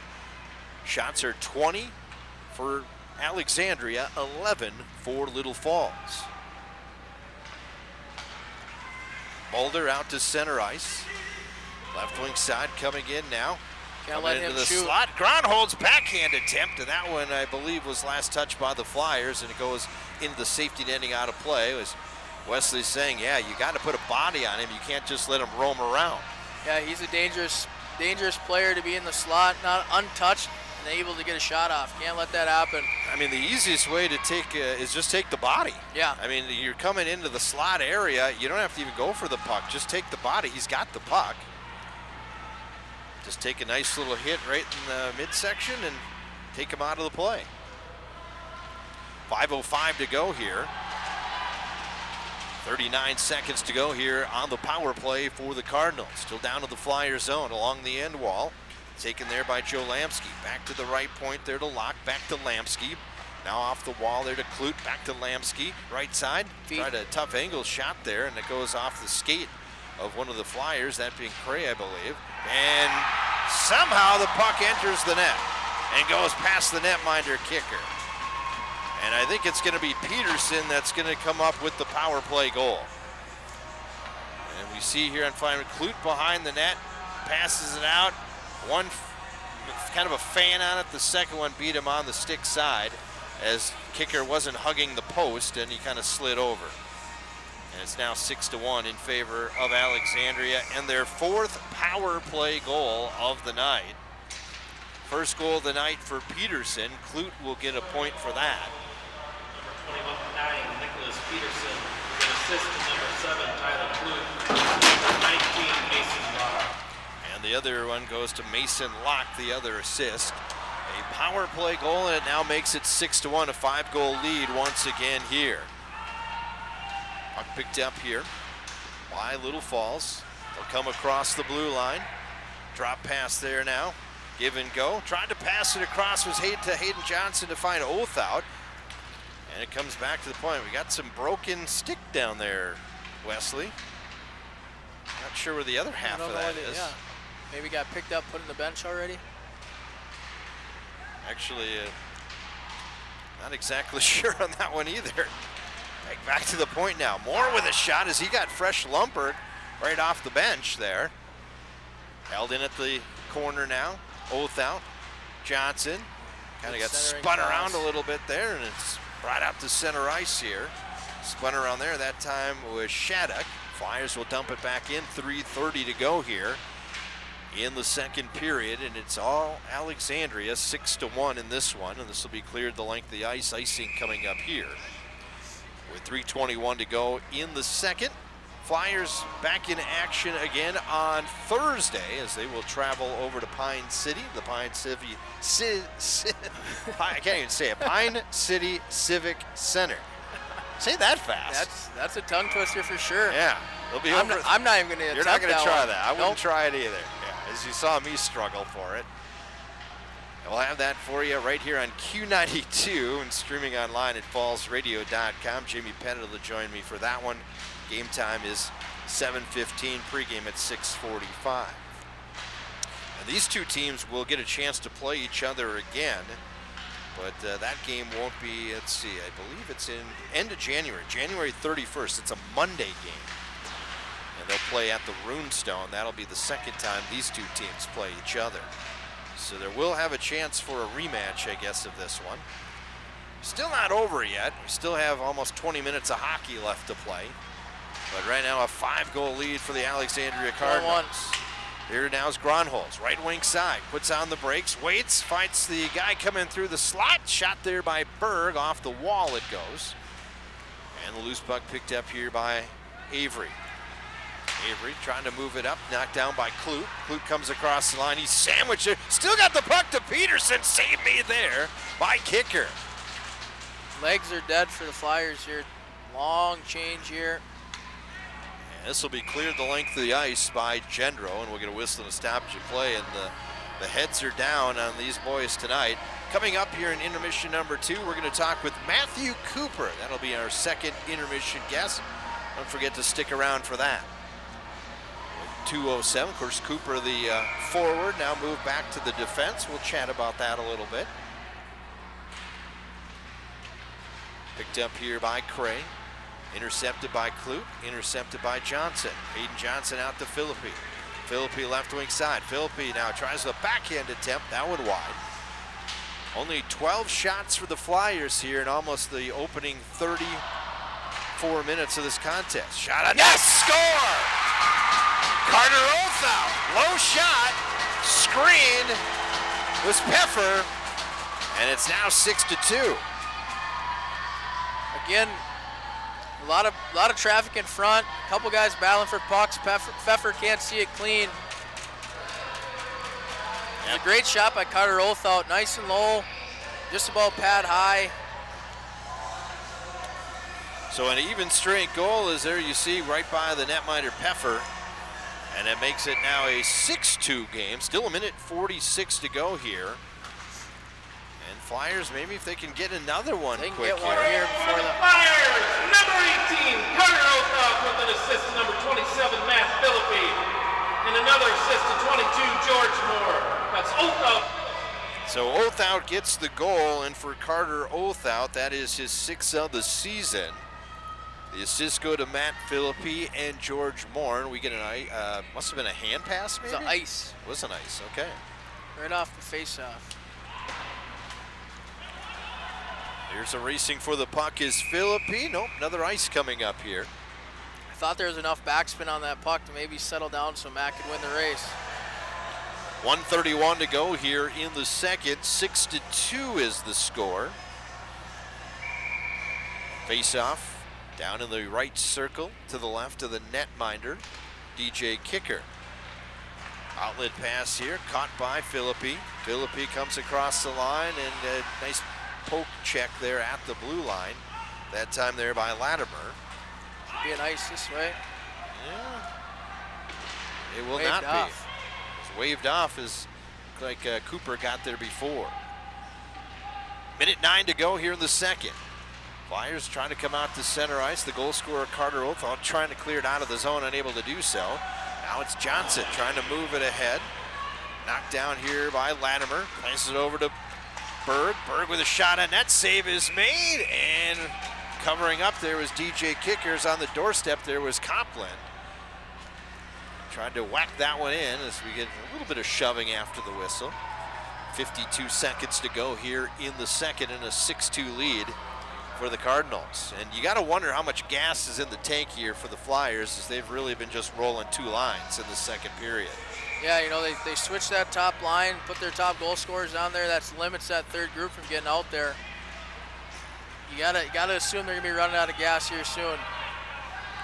Well, one thing's for sure, they should be a well-conditioned machine by the playoff time. They should be, yeah. I mean, either that or they're going to be just exhausted and tired.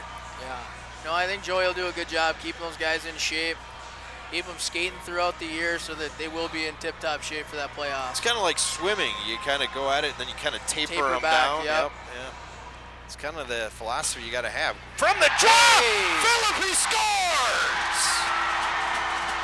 And that was all caused by the win of the face-off, as you'll see here, as Hayden Johnson flipped it right back to Philippi and the one-timer into the net, and it's now 6-3.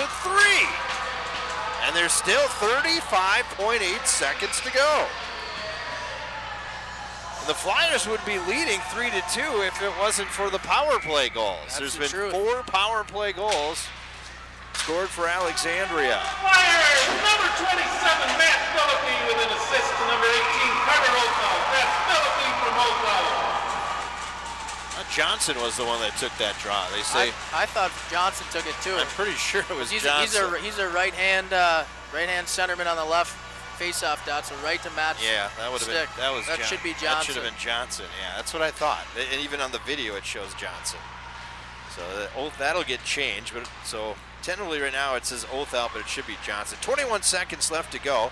Flyers, maybe they can get another one here yet. You never know. This is going to go into the bench of the Flyers, and it should stay inside the Cardinal zone, as Peffer has seen 16 shots and has 13 saves. Not the best save percentage for either goaltender tonight. No, not tonight. 14 seconds left. Shot towards the net, cleared out of there by Complin. Might get one more shot at a face-off play here. They 7 will. seconds left. As you saw in that last face-off play, it only took about a second or two. Let's see if they try to set up the same play once again. And Looks like Alexandria's bringing out Gronholtz maybe to take the draw here. Yep, that's exactly what he's doing. Gronholtz will take it. Now with Oath out. Oath out wins it back to Philippi. Philippi plays it back to the point. Cray with a low shot on net. Hit traffic in front. Cray tries to tip it towards the net. There's the horn. And it is 6-3 after 2. So the Flyers trailed 4-0 after 1. They trailed 5-0. Then it was 5-1. Then it became 6-1. But they've tallied the last 2 goals to make it 6-3. No, you, as a coach, you tell them the boys in the locker room, hey, we won that period. Okay, it was 3-2 that period. You got to win the next one. You can't give up any more goals, but we got to get 3 or 4 here, get us a win. Like we said, it'll be interesting to see how much legs the Flyers have left after playing 2 lines that entire 17 minutes. So you're saying there's a chance? There is definitely a chance here. Coming up in intermission number 2, we will talk with Matthew Cooper, plus we'll have the second period summary by Schlenner, Wenner & Company. But after 2 periods of play here on Flyer Media Productions Q92 and streaming online at fallsradio.com, our score is Alexandria 6, Little Falls 3. Back after the break here on Q92, Flyer Media Productions and fallsradio.com. Flyer Sports on Little Falls Radio this winter season. The vision of Flyer Athletic Boosters is to support and promote quality youth fitness and athletic programs within the Little Falls community. The Flyer Athletic Boosters support and promote quality youth fitness and athletic programs through fundraising, volunteering, education, and dispersing funds to qualified youth athletic activities in order to ensure the continued success of Little Falls youth athletic programs into the future. Go Flyers! We're here with Katie Jackson and Cheryl Plouffe, the mortgage team from Pine Country Bank. I have been in the real estate industry for the past 33 years. I've been a mortgage processor for the last 18 years. Doing mortgage loans as long as we have, we know the ins and outs of doing the mortgages, and therefore we try to simplify the process. There's a lot of complicated stuff that goes on behind the scenes, and Cheryl and I try to take care of all of that for the borrowers so that they can try to relax and enjoy their time buying versus being stressed out over the very complicated process. All of our years of experience working together allows us to do this for them. We've done several loans for people and now have done loans for their children. People have heard our name in the industry for a very long time now, and we are well known for our expertise in the market.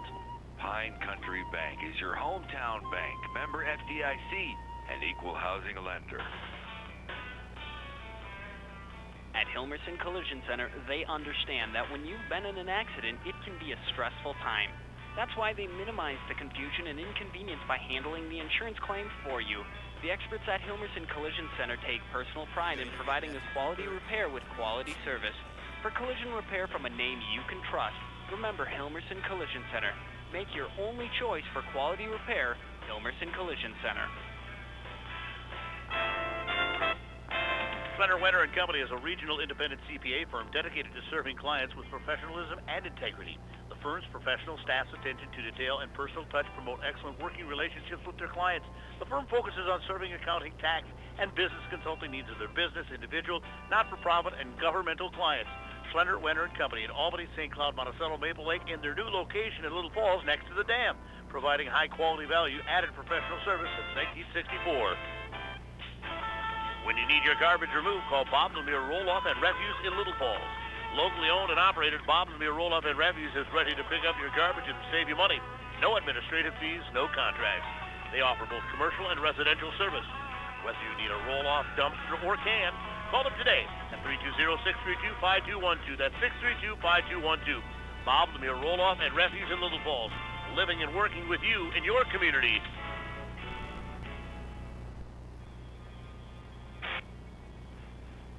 Welcome back to intermission number 2. We continue on with our player profiles. We'll continue on with the junior class and another guy that patrols the blue line. We talked to Colton Johnson just earlier in intermission number 1, and he's paired up tonight with this guy that was number 21, that being Matthew Cooper. And Matthew, this is the first time you and I have had a chance to talk, so I got to ask the question why you got in hockey. Who got you involved in hockey?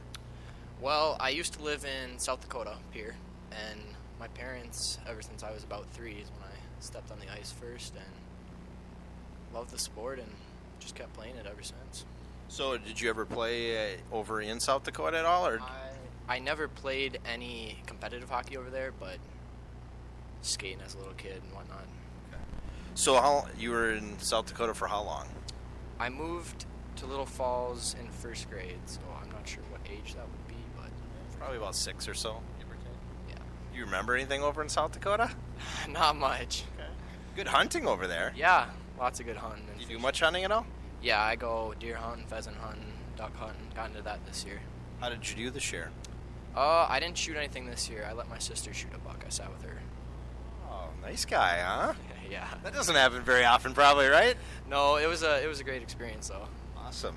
Hey, you mentioned you started playing, or actually you were in South Dakota. That's when you kind of picked it up. Is there somebody, I guess, that you looked up to as a kid growing up that you kind of maybe set as a hockey idol?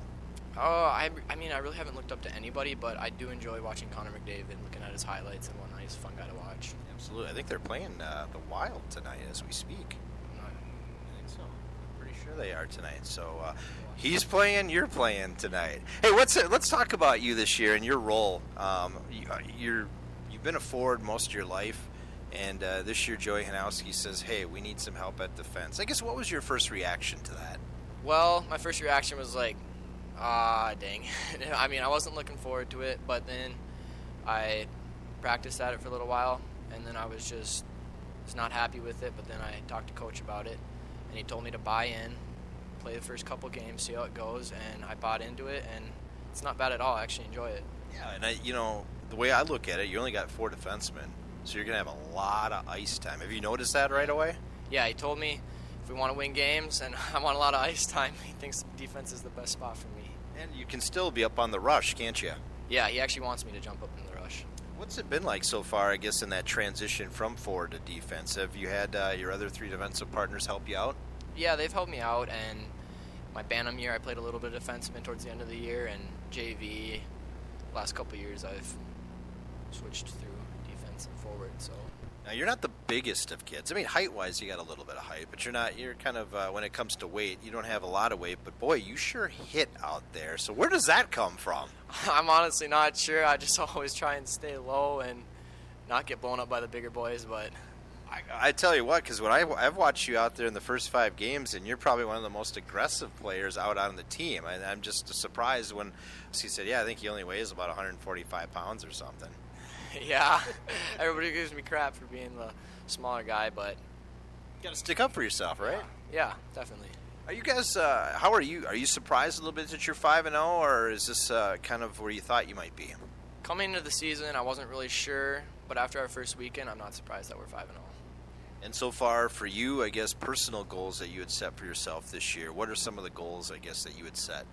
Well, since I didn't know I was going to play defense till the first couple practices, but some goals were win games, and I just wanted to win. I told Coach I wanted to win, so kind of doing what I have to do to win games.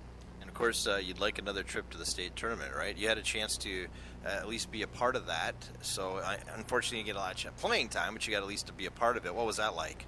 Oh, that was an experience of a lifetime. It was great. I got 1 shift at the end, and it was great. So now the hunger is there to be back. What do you think it's going to take to get back? You're in a new section this year, so a lot of unknowns that way. But what do you think it's going to take to get back to the state? I think we're going to have to stick to our systems. We're going to have to work hard. We're going to have to really focus on our defensive zone. We got to keep teams from scoring. But, yeah, if we stick to our systems and work hard, I'm not worried.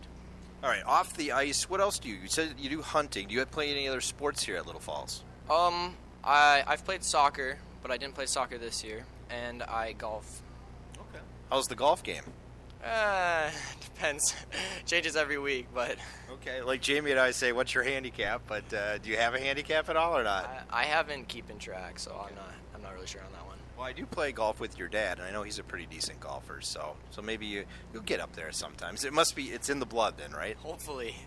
Yeah. All right, let's talk about some questions off. And have you heard any of these questions? The guy's been talking about these questions because Colton Johnson said it's kind of a rule not to talk about them. But is that true or not? Yeah, that is one of the rules, but you've probably snuck in a few. Just a few. All right, so here we go, which is fine, which is not a problem. If you were a contestant on a game show, which game show would you want to be on and why? I would probably do The Price is Right. I love watching that show, and you win some cool prizes sometimes. So. Absolutely. I don't disagree with that as a young kid watching that all the time. Back in the day, it was Bob Barker. Now I think it's Drew Carey that's on there. Does that sound right? I think so, yeah. I believe so. Which actor would you want to portray you in a movie? I would have to say Ryan Reynolds. He's a great actor. Love watching him. Funny guy. I'm not a big movie guy. What movie? With my mom in the theater. He's one of the main characters in that. Going to the movie with Mom, huh? What's that like? It's fun, just go out on a Saturday or Sunday afternoon, go spend the time with Mom. That's awesome. That's a great thing. I mean, especially if you can go out with Mom, because a lot of teenage boys and girls are like, I don't want to hang out with my parents. But that sounds like, I'm glad to hear that, Matthew. That's awesome. Hey, what musical artist would you like to hang out with for a day and why? I would have to go with one of the country artists, maybe like Luke Bryan, probably. I watch him on YouTube. He has a hunting channel, so I'd go hunting with him one day. Nice. All right. Here's the big question that everybody's trying to answer: the genie in the bottle. Well, you get one wish, obviously. What are you going to wish for? I've heard other guys talk about the million wishes or whatever it is, but I honestly just want to go back to the X. Okay. I like that. I think everybody would like that wish to come true, and you can make that come true. And then, if you did the grocery shopping in the house, I don't know if you do or not, but if you did, which 3 items would you consistently have in your shopping cart? Definitely milk. I'm a big milk guy. Okay. Regular milk? Yes, okay. White milk. Probably cheese curds and pretzels. Cheese curds that are breaded, or just the plain cheese curds, the ones that are cold? Just the plain, not breaded cheese curds. Nice. You ever go to the state fair, and have you ever had the cheese curds there that are breaded, I haven't had them recently, but every time we go to Wisconsin, I make sure to stop and get some cheese curds. Oh yeah, there you go. Hey, it's been a lot of fun getting to know you, and of course we'll get another chance to talk to you next year. I wish you the best of luck tonight on the ice, and as always, go Flyers. Thank you. Once again, that's the guy that wears number 21. That is Matthew Cooper. And thanks to Matthew Cooper and Colton Johnson's our intermission number 1 and 2 guests tonight. I should ask you, if you had to have one wish from the genie, what would it be? Ooh. That one's tough, but I would have to go with Matthew there and say, go back to the X one more time. Go back to the X, okay. Yep. Okay. And what's in your shopping cart?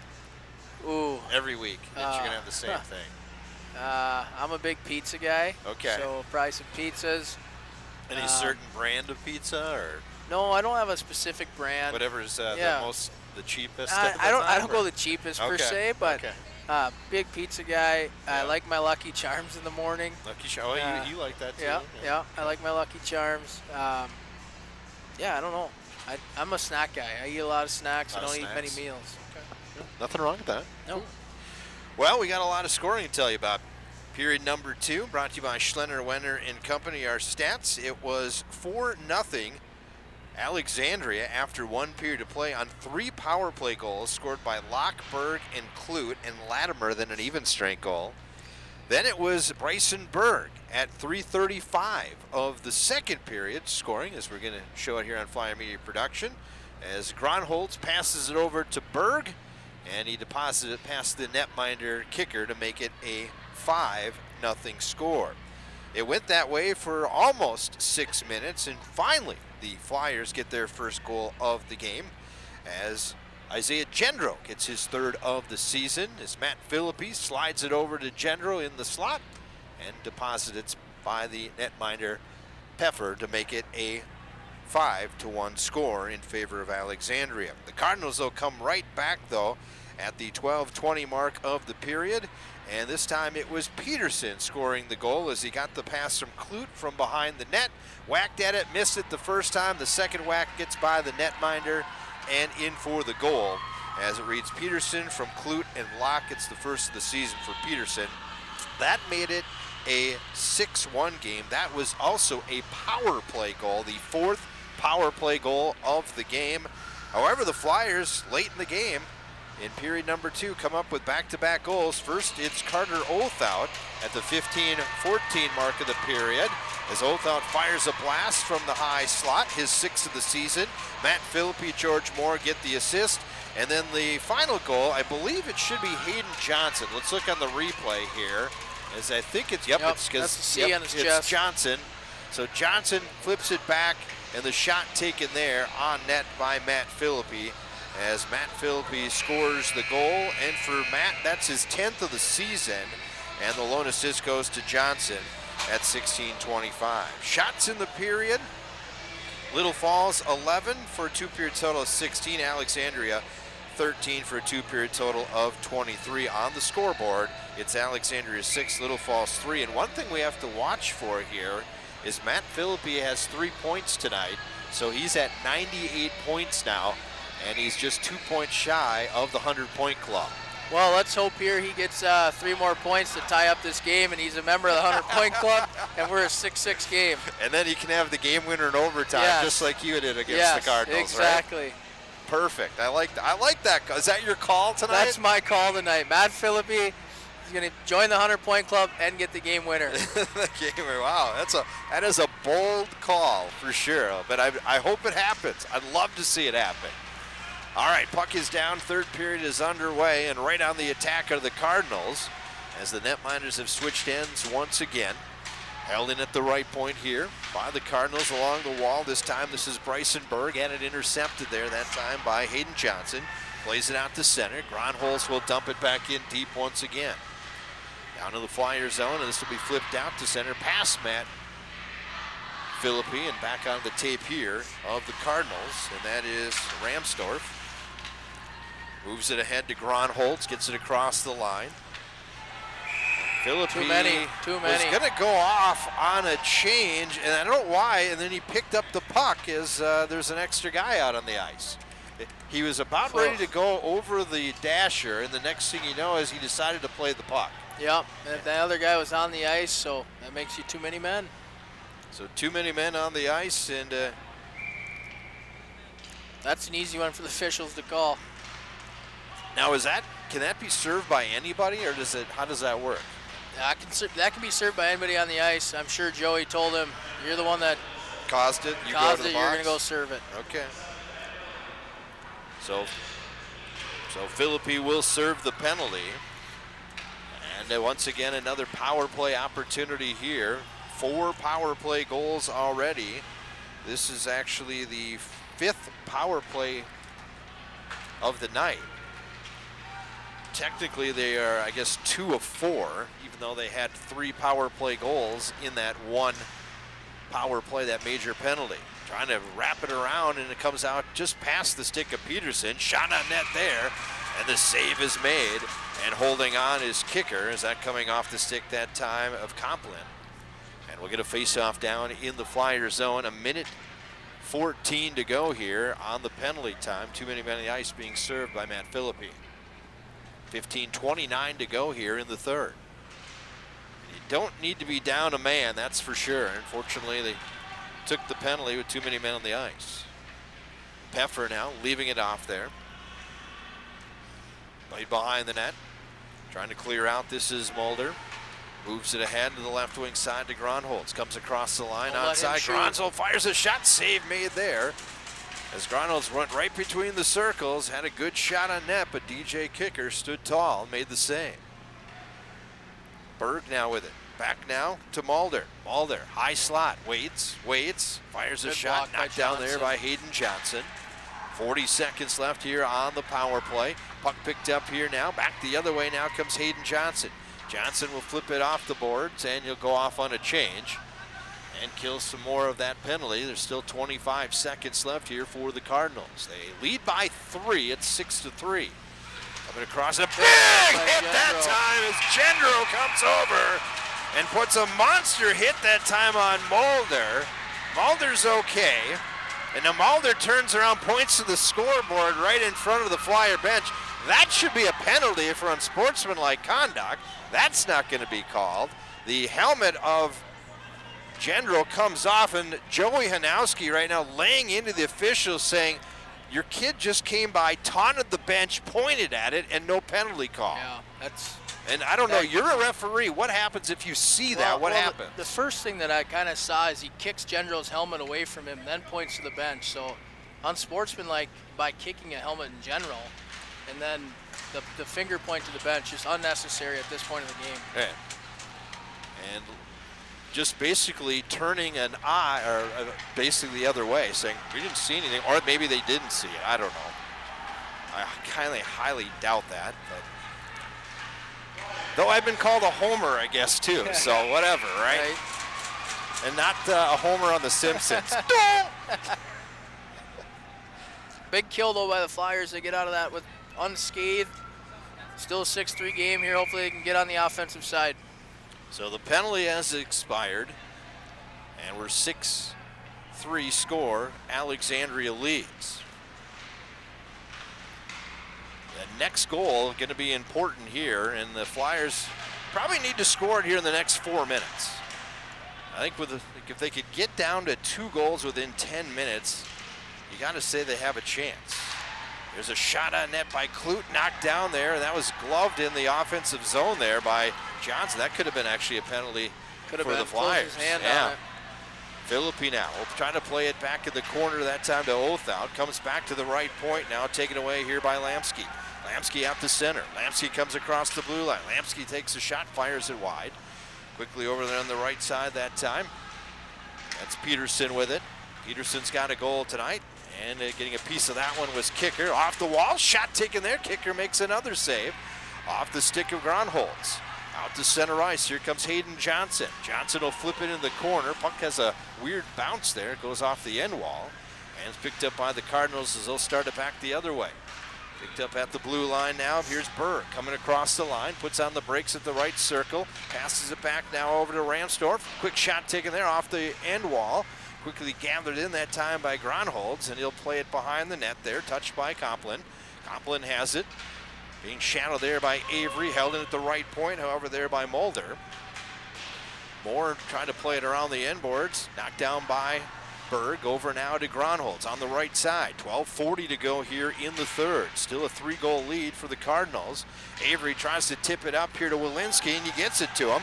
Walensky now moves it up here to Gendro. Gendro with that long stick comes across, being held there a little bit. Boy, that could have maybe been a penalty. Play continues on as Gendro was trying to get around that time Berg, and it looked like Bryson might have just held on to him just a little bit.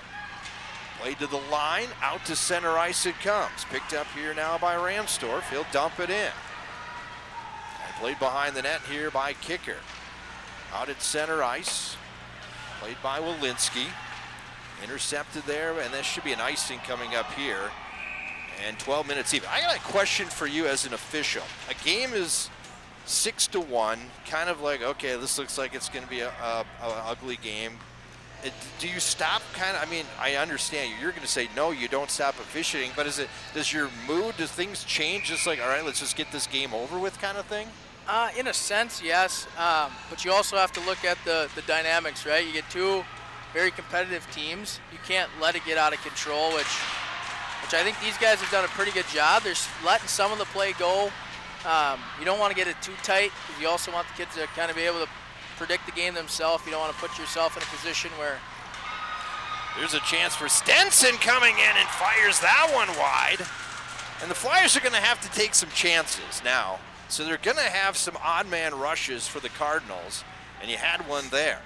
And that third line out there now for the Flyers, getting at least to give the Flyers first and second line a little breather, and Kicker makes a save. And hold on. And I'm not saying anything against the officials. I'm just asking, you know, sometimes the mindset, all right, it's like, all right, 6-1. Now it's 6-3, but even on that Gendro one, it looked like he was being held. He had a scoring opportunity. Yeah, and there's a little hold there. I think if Gendro moves his feet, he kind of just uses that long body. It just kind of keeps his feet kind of stationary and uses that glide. I think if he moves his feet, he'll get a call there. Here's Philippi now. And potential 3-on-2 as he takes the shot, and it was actually knocked down by Clute. Held in, though, here by Hayden Johnson. Shot took there! He scores! Matt Philippi with another one. And Philippi with the tip in front, and it's 6-4. Is that 99? That would be goal number 99, or point number 99. As you see in the replay here, Johnson able to keep it in, and then Johnson gets it down low. It's tipped there by Philippi. It's his 11th of the season, and it's now a 2-goal game with 11:09 to go here in the contest. And Hayden Johnson now has got at least 2 points tonight. For the Flyers, number 27, Matthew Philippi, with an assist to number 19, Hayden Johnson. Number 18, Carter Othout. And Othout will get the other assist on that one. And it is now 6-4 as Peffer let that one right go through the 5-hole, but it was a good tip. Back the other way now come the Cardinals, and now you'll see some life here in the Flyers as they now trail by 2. Put themselves in a 5-0 hole, and they're trying to dig out of it. And it's now 6-4 with 10:30 to go here in the third period. So if you maybe walked away from your television set thinking this was over, you might want to come back.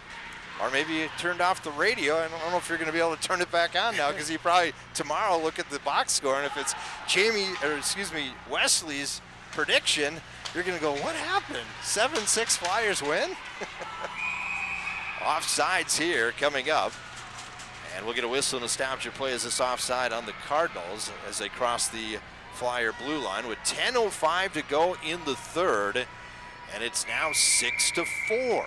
I know I predicted Matt Philippi to score all these goals and win the game for us, but you really hope this line of Avery, Walensky, and Gendro can get one here to help you out, because that top line looks pretty gassed, and they only got limited shifts on the ice. I think you're going to have to call on your third line a little bit. Here's Gendro, lost it at center ice. Picked up here now by Latimer. He'll play it over to Copeland. Plays it to the line, not out of the zone, and dumped all the way back in deep.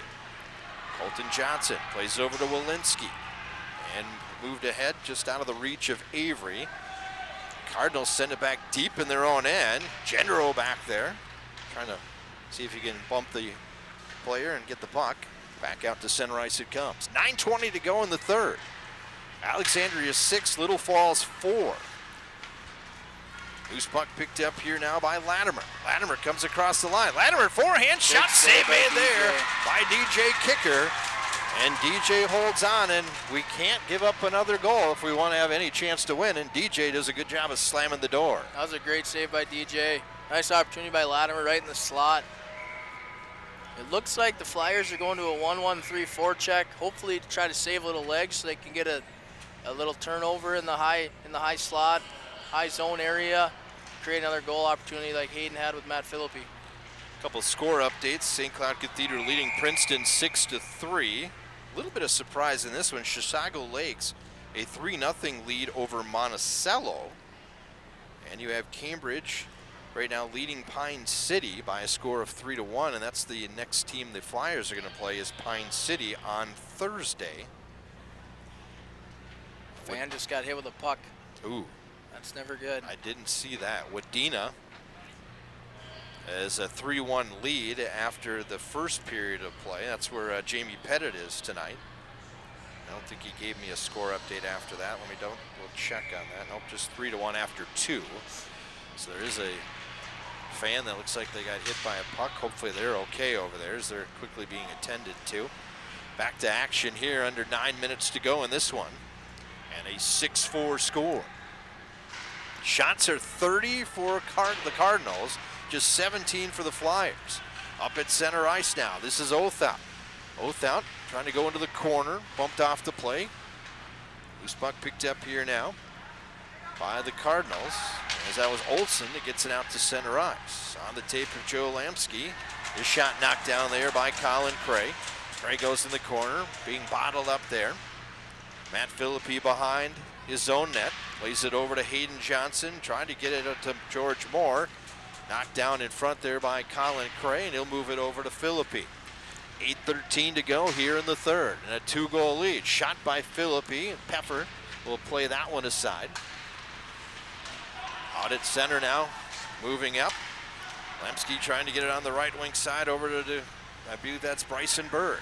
Berg with it now. Berg centers it out to Gronholz in the slot. Turnaround shot, fired that one wide. Off the end wall, picked up there by Othout. He'll throw it off the glass out to center ice. Dumped back in by Gronholz. And a loose puck picked up here by Cooper. Cooper over to Johnson. That gets through everyone. I don't think we'll have an icing here, though. Well, the Alexandria defenseman stepped up. Vladimir just slowed down, thinking I'm going to get an icing call. That didn't work. Johnson now gets it over. Moving in, this is Avery.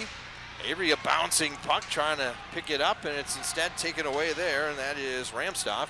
Can't clear it out of the zone yet. Berg now has it back in his zone. Tries to reverse it around. Ramsdorff will flip it out to center ice. This will go all the way on the netminder kicker. He'll have to make the save, and then he leaves it off for Cooper. 7 minutes to go here in the third in a 6-4 game. That was tipped by Gendro, but on the wrong side of the red line. And icing coming up here on the Flyers with 6:58 to go.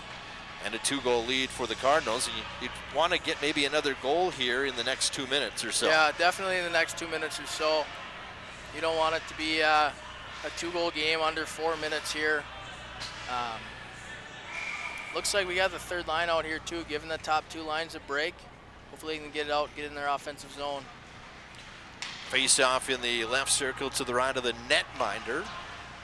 And that being DJ Kicker, comes out to center. Picked back up here once again by the Cardinals. They'll carry it out and shot towards the netminder Kicker. He makes the save. And we'll hold on with 6:42 to go here in the contest. And DJ has to make every save now for Little Falls to make sure they have opportunity to get back into this one. Face-off coming up in the right circle to the left of Kicker. DJ so far seen 32 shots, and he has 26 saves. Flyers back in their own end. Played behind the net here. This is Cray. Colin will flip it out to center. Picked up here by Othout. He'll come across the blue line. Puts on the brakes, trying to center a pass, gets it to Philippi, who centered it, but it was knocked down there by the defensive Mulder. Mulder has it on the side, can't clear it out. Good job there by Colin Cray as he kept it in on the jump puck, and then it's floated back out to center. Picked up by Othout now, comes across the line. Carter now got hit pretty hard on the half wall there, and it's dumped back down into the Flyer zone. 6 minutes to go here. Alexandria 6, Little Falls 4. Here's George Moore weaving his way around, comes into the zone of the Cardinals, leaves it back now for Philippi in the right corner. Philippi bouncing puck around, can't get it to his forehand. Held in at the right point by Johnson. That's tipped in front now, moved and swiped towards the netminder. Peffer makes the save as it was sent there by Hayden Johnson. Back out to center ice now come the Cardinals. Across the line, this is Latimer. Latimer gets it right back, pushes it towards the net, knocked down there by Colton Johnson. Now on the half wall on the right wing. Johnson battling there with one of the Cardinal players. And now it is picked up here by Colton Johnson.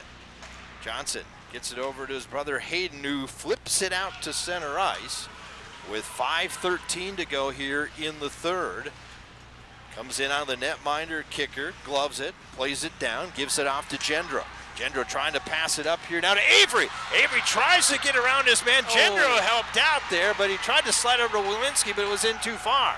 Back the other way comes Gronholz, 2-on-2. Gronholz moves around the defense of Cooper. Gronholz then in a heap there. This is kind of like a crash on the interstate. Back the other way come the Flyers. Quick shot taken there by Walensky. That hit traffic in front. Walensky trying to dig it on the half wall, down to 4:38 to go here in a 2-goal lead for the Cardinals. Now Avery in there to try to move things around as he's just pushing along the end of the half wall there. Bryson Berg with a couple cross checks on Avery too. Yeah, they won't call anything now unless it's really blatant, I think.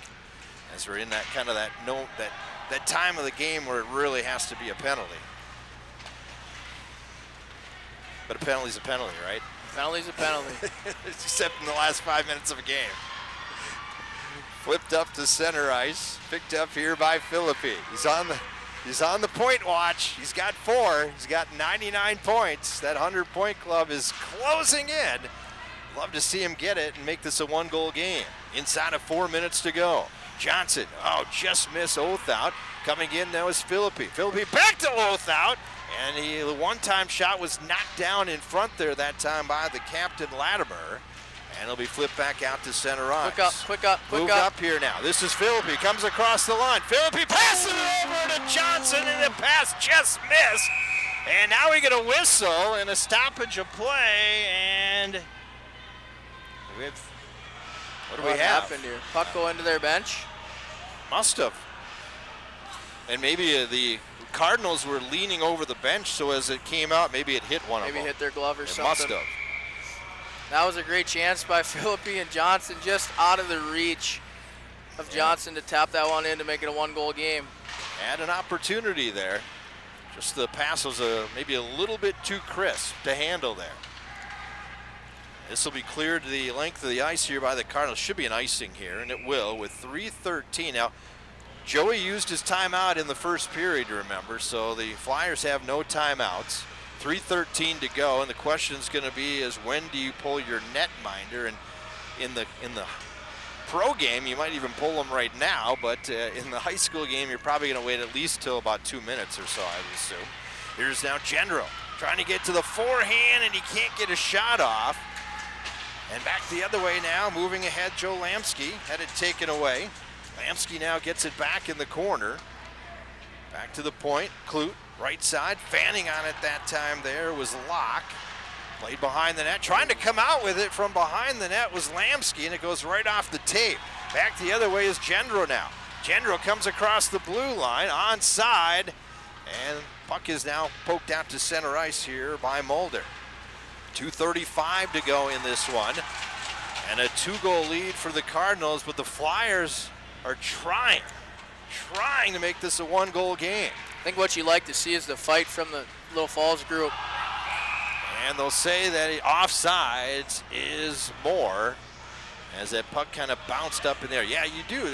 They've gotten life. There was a time when the game was 6-1. The guys looked like they were done for it, and they've come up with 3 unanswered goals. Joey's pulled the goaltender here. It's 6-on-5.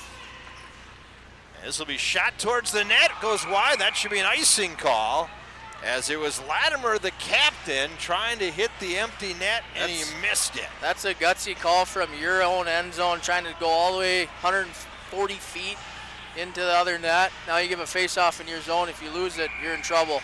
2:17 to go, empty net in the Flyer end. Latimer does get it along the wall, picked up here by Othout. Othout now will set things up. Extra attacker is out there. Cray now tries to get it back to Othout. Othout has it in the corner, being shadowed there by Latimer. Sending it out in front there.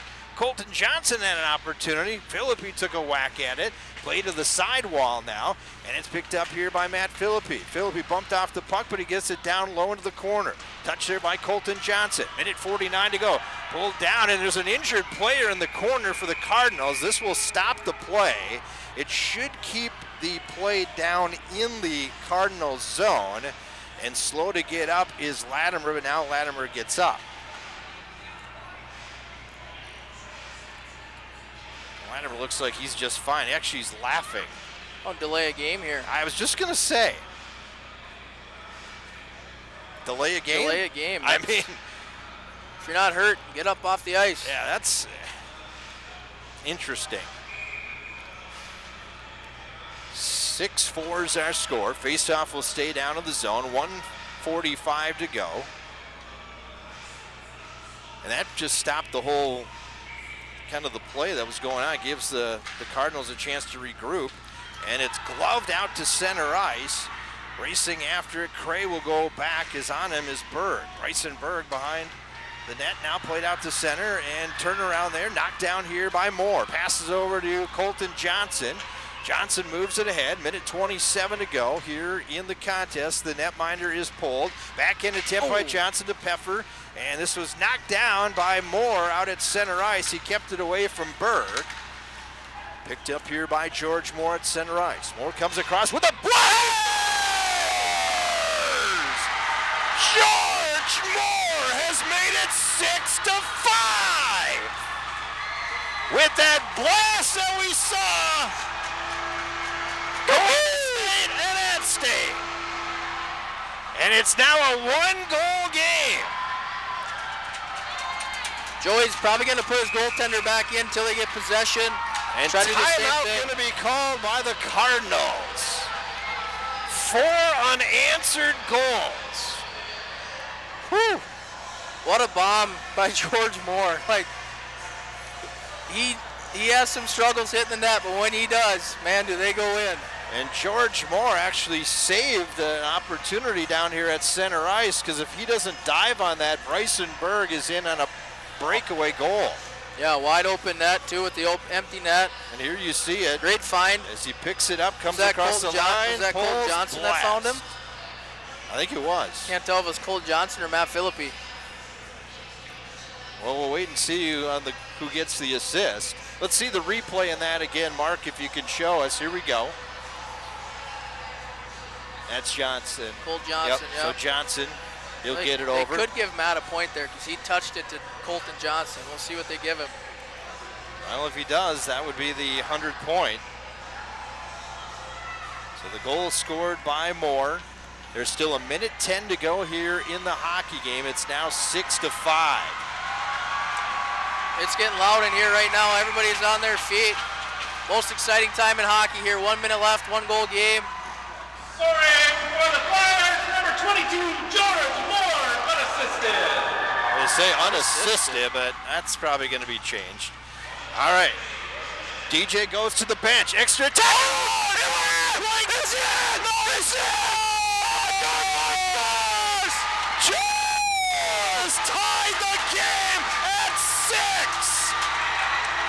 No way! Wow!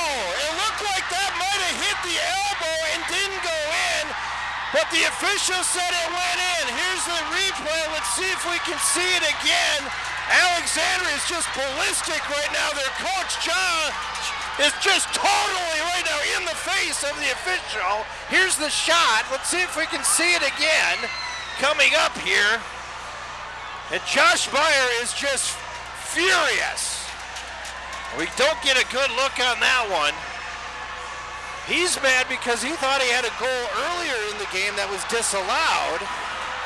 And here George Moore is just going back-to-back goals. And we are tied at 6. Wow.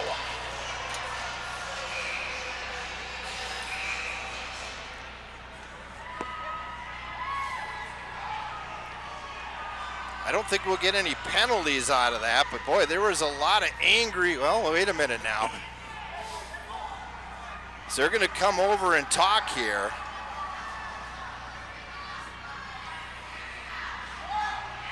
I don't know what they're going to talk about. They've already said it's a good goal.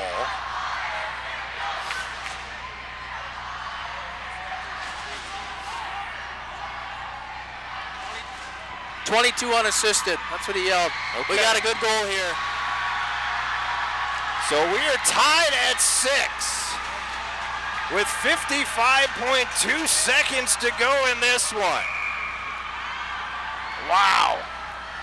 Hey, Matt Philippi, 100 points. He's scoring the game winner right here. Hey, let's do it in regulation. Yep. Here's Hayden Johnson trying to get it to Philippi, and that one didn't connect. Johnson, turnaround shot, saves me. Oh, he puts it towards the net. Johnson with a shot. That went over the cage and wide. 38 seconds left to go here. We're tied at 6. Latimer behind his own net. Tries to clear it out. Finally they do. Left wing side. Lemsky now trying to move into the slot. Here's a chance down low. Save made there by Kicker. He holds on, and then he got shoved into the net. And the Cardinals tried to put it by Kicker, but DJ does a good job of keeping it along the goal line. And we're still tied at 6 with 23.2 seconds to go in regulation. Wow. The senior George Moore came up with back-to-back blasts to make this a 6-6 game. And the Flyers nearly had a chance to go ahead late here.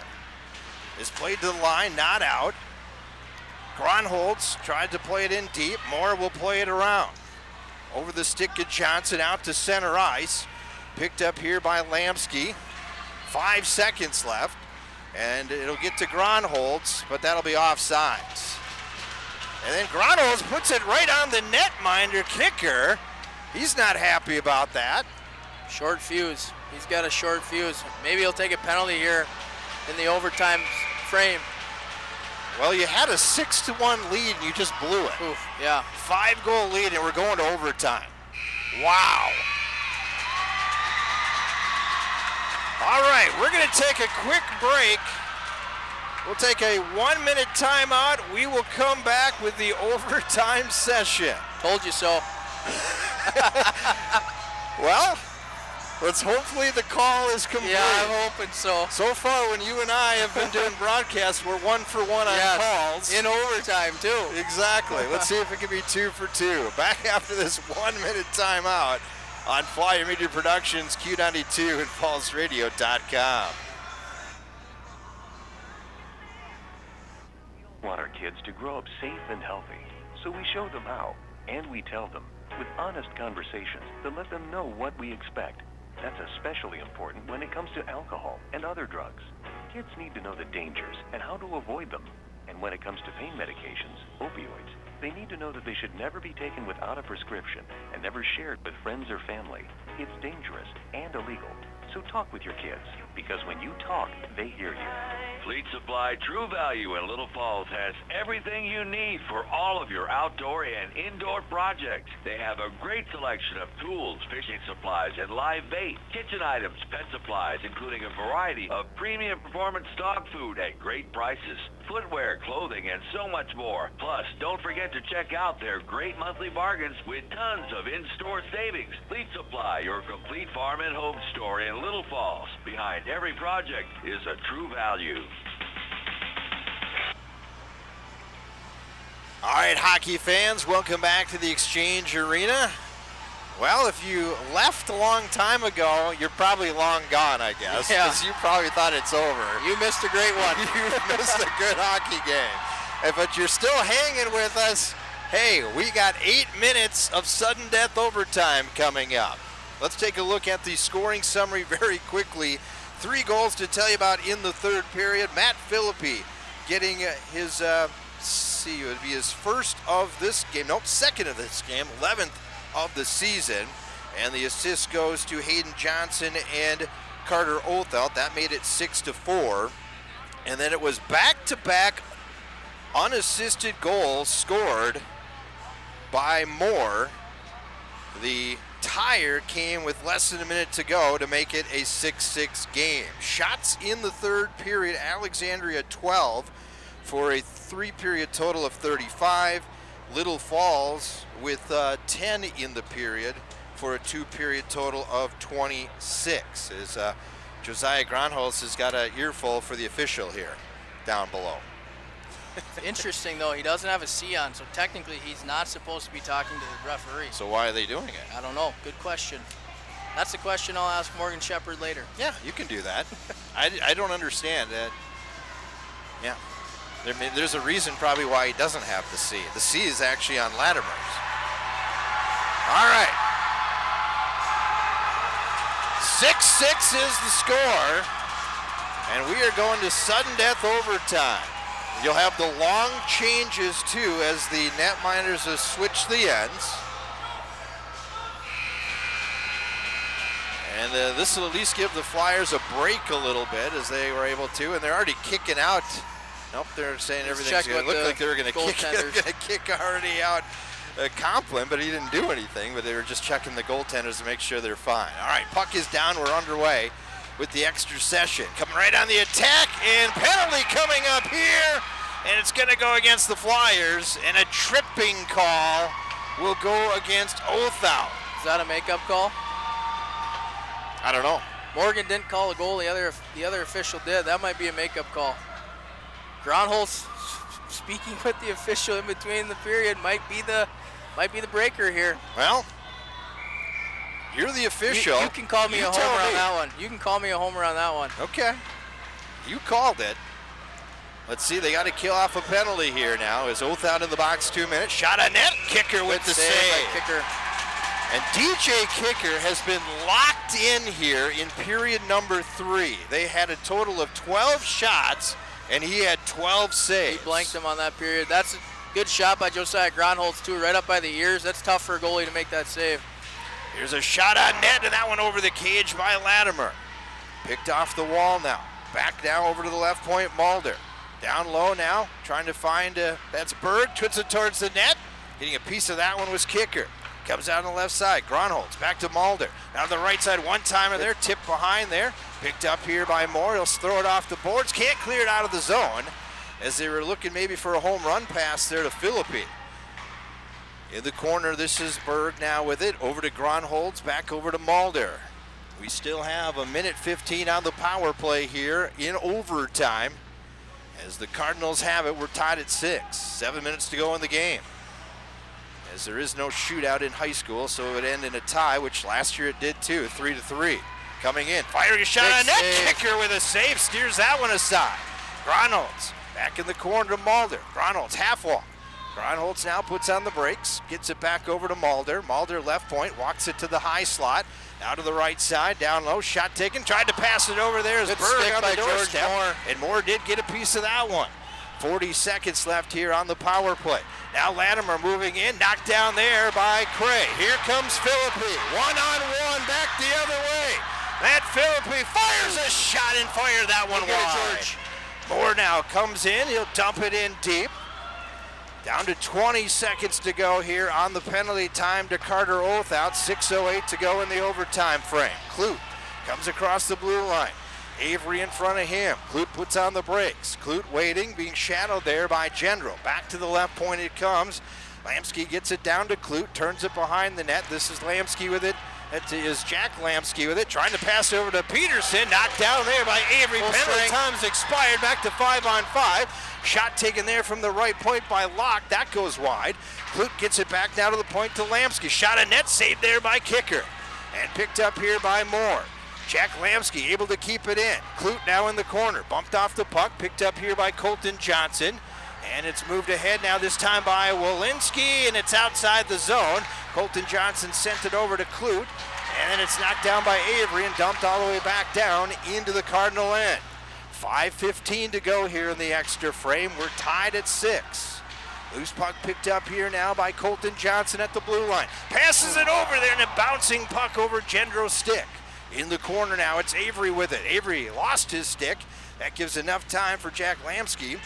Pass it over to Peterson, intercepted over there by Luke Avery, and then tied up is Gendro there, as he was being all tied up there by Peterson. Ooh, there's another flip that time, and Cooper's going to the box, as it was Jack Lemsky on the receiving end of that trip. And the second penalty of the overtime coming up here, and that was definitely a good call. So not a makeup call on that one. That was a legitimate penalty. So 4:48 to go here in the overtime, and we're tied at 6. Face off in the right circle to the left of the netminder, DJ Kicker. Draw one by Berg. Pushes it back to Latimer. Gets it now on the tape here. Copeland with a shot. That one just wide. Gronholz on the left half wall. Gets it now over to Mulder. Back to Gronholz, being tied up there by Philippi. Oh, he just missed Hayden Johnson. Otherwise, he would have been a breakaway. And played back deep in the Cardinal zone with 4:25 to go in the contest. Tied at 6 here in the overtime frame. Picked up by Colton Johnson. Back in his own end. He'll flip it out to center and burn some more time. Still a minute 20 to go here. And that one goes off the side of the net, as Mulder put it right towards the netminder. And Peffer actually almost had to make a save on his own player. Centering across, knocked down here by Oathout.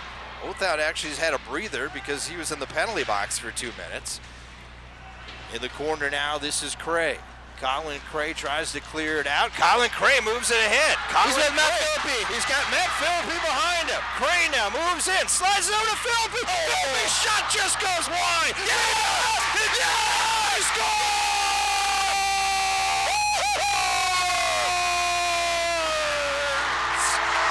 Colin Cray has just given the Flyers A come-from-behind victory! 7-6 final! Wow! But the question comes, do they give Matt Phillippe credit on that assist, throwing it back out front? And the Flyers and Joey Hanowski are still undefeated. He may never lose. He may never lose. Down 6-1. The Flyers come back. Let's see if it was touched here last. Going behind the net. Unassisted by Cray. It will be unassisted, yep. And so, Colin Cray, the senior. Assist number 27, Matthew Phillippe. He gets the assist. So the goal scored by Cray, and as of now, they've given Matt Phillippe the assist. If that's the case, your call was right on. 2 for 2, boy. Oh, wow. What a hockey game. What a heads-up play by Colin Cray to go to the net after that puck shot wide by Matt Phillippe. Colin Cray got his first varsity goal on Saturday, and now he has just got the game winner and wins this one by a final score of 7-6.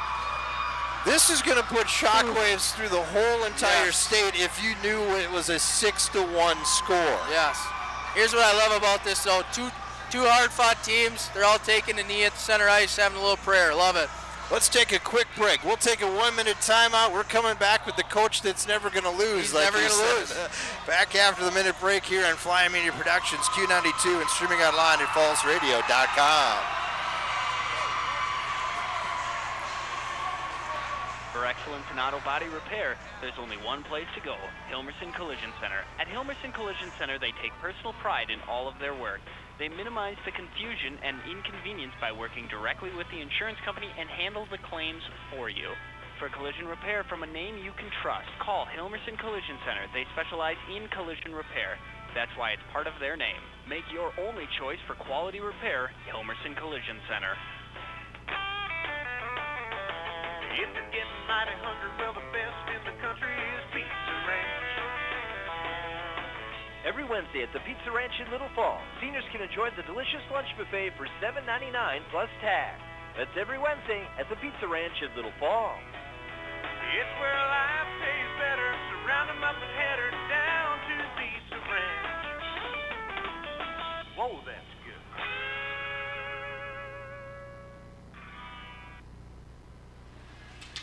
All right, hockey fans, welcome back once again here to the Exchange Arena. In this one, it is a final, and I'm proud to say Little Falls 7, Alexandria 6 in overtime.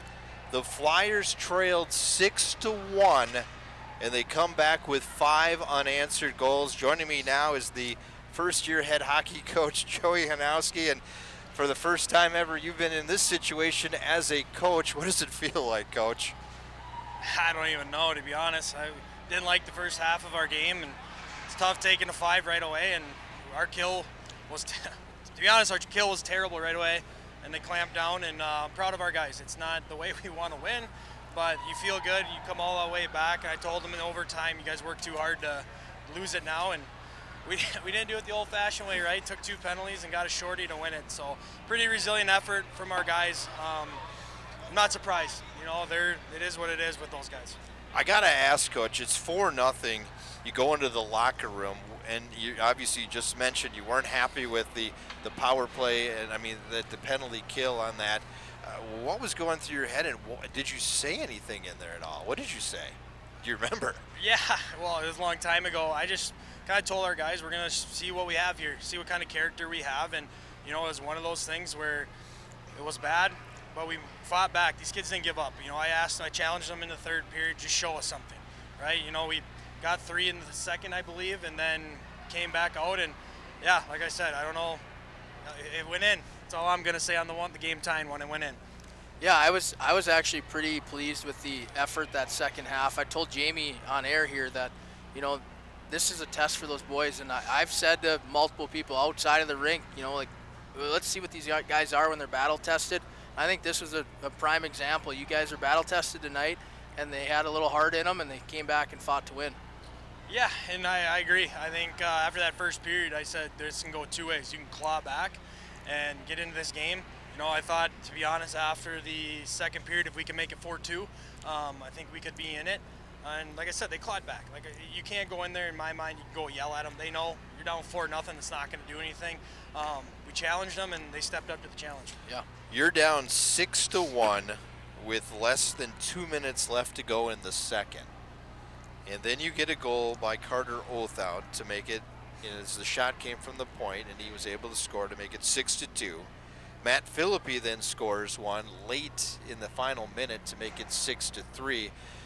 As a coach, you're thinking, okay, we might have a chance, but boy, 6-1, you're down, and watching your players, their heads were pretty much down. I mean, I don't know how this team found a way to come back, but they did something in that third period to believe, and it was started really by DJ Kicker and net, because it had to be DJ coming up with saves. He had 12 saves in that third period. What can you say about your netminder? Stepped up, right? Like, everyone had a tough start. Proud of them. And to be honest, our seniors led tonight, right? Whether they're wearing a C or they're not. Isaiah Gendro, he felt bad, right? You don't want to take a 5 and a 10 to start the game. And, we just told him after the first, we got you. We need you. You're fresh for 2 periods. And our seniors led. I mean, that's all I can say. There's so many emotions that you can go through in a game like this, and I'm proud of our guys. Like I said, we showed in the first half of the game our lack of maturity, and then we showed some maturity after the second. I told them, like, guys, our emotions right now are just a roller coaster. Yeah. After the first, I didn't like guys yelling at each other on the bench. For the most part, till this game, we've done a nice job of keeping it positive on the bench. And how do you respond? And they responded well in the third. Like I said, it was George Moore, senior leader, Colin Cray, senior leader, DJ Kicker, senior leader. I mean, like I said, whether they're wearing a C or not, your seniors have to lead. Any good team, you have to have a good senior group, and I think we do. Matt Philippi made it in a 2-goal game to make it 6-4, and then you had the back-to-back blasts by George Moore. And we've seen that last year in the postseason, and here he does it back-to-back with a blast that gets in, and then one that just got underneath the crossbar to make it 6-6. And here you are then, and still had a chance at the end to get another goal at the end. You weren't done yet at that point, were you?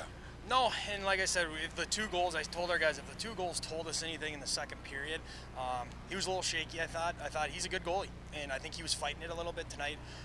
We told him simple plays to get us back in this game, shots on net and see what happened, and that's what happened. I mean, I'm not surprised. We need George to do it all year, right? We can't wait till the playoffs for him to step up, and he's done a great job so far. And then you take a couple penalties in overtime. You're able to kill off the first one. The second one is still going. And then the next thing you know is you got Colin Cray with Philippi going down on a 2-on-1.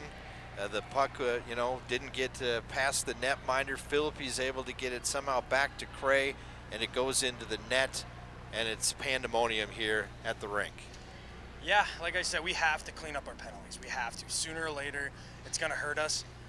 To be honest, most of this game, I thought, well, this is a good example, right? This is good teams, good power play. When you don't work hard on the kill, you can get exposed.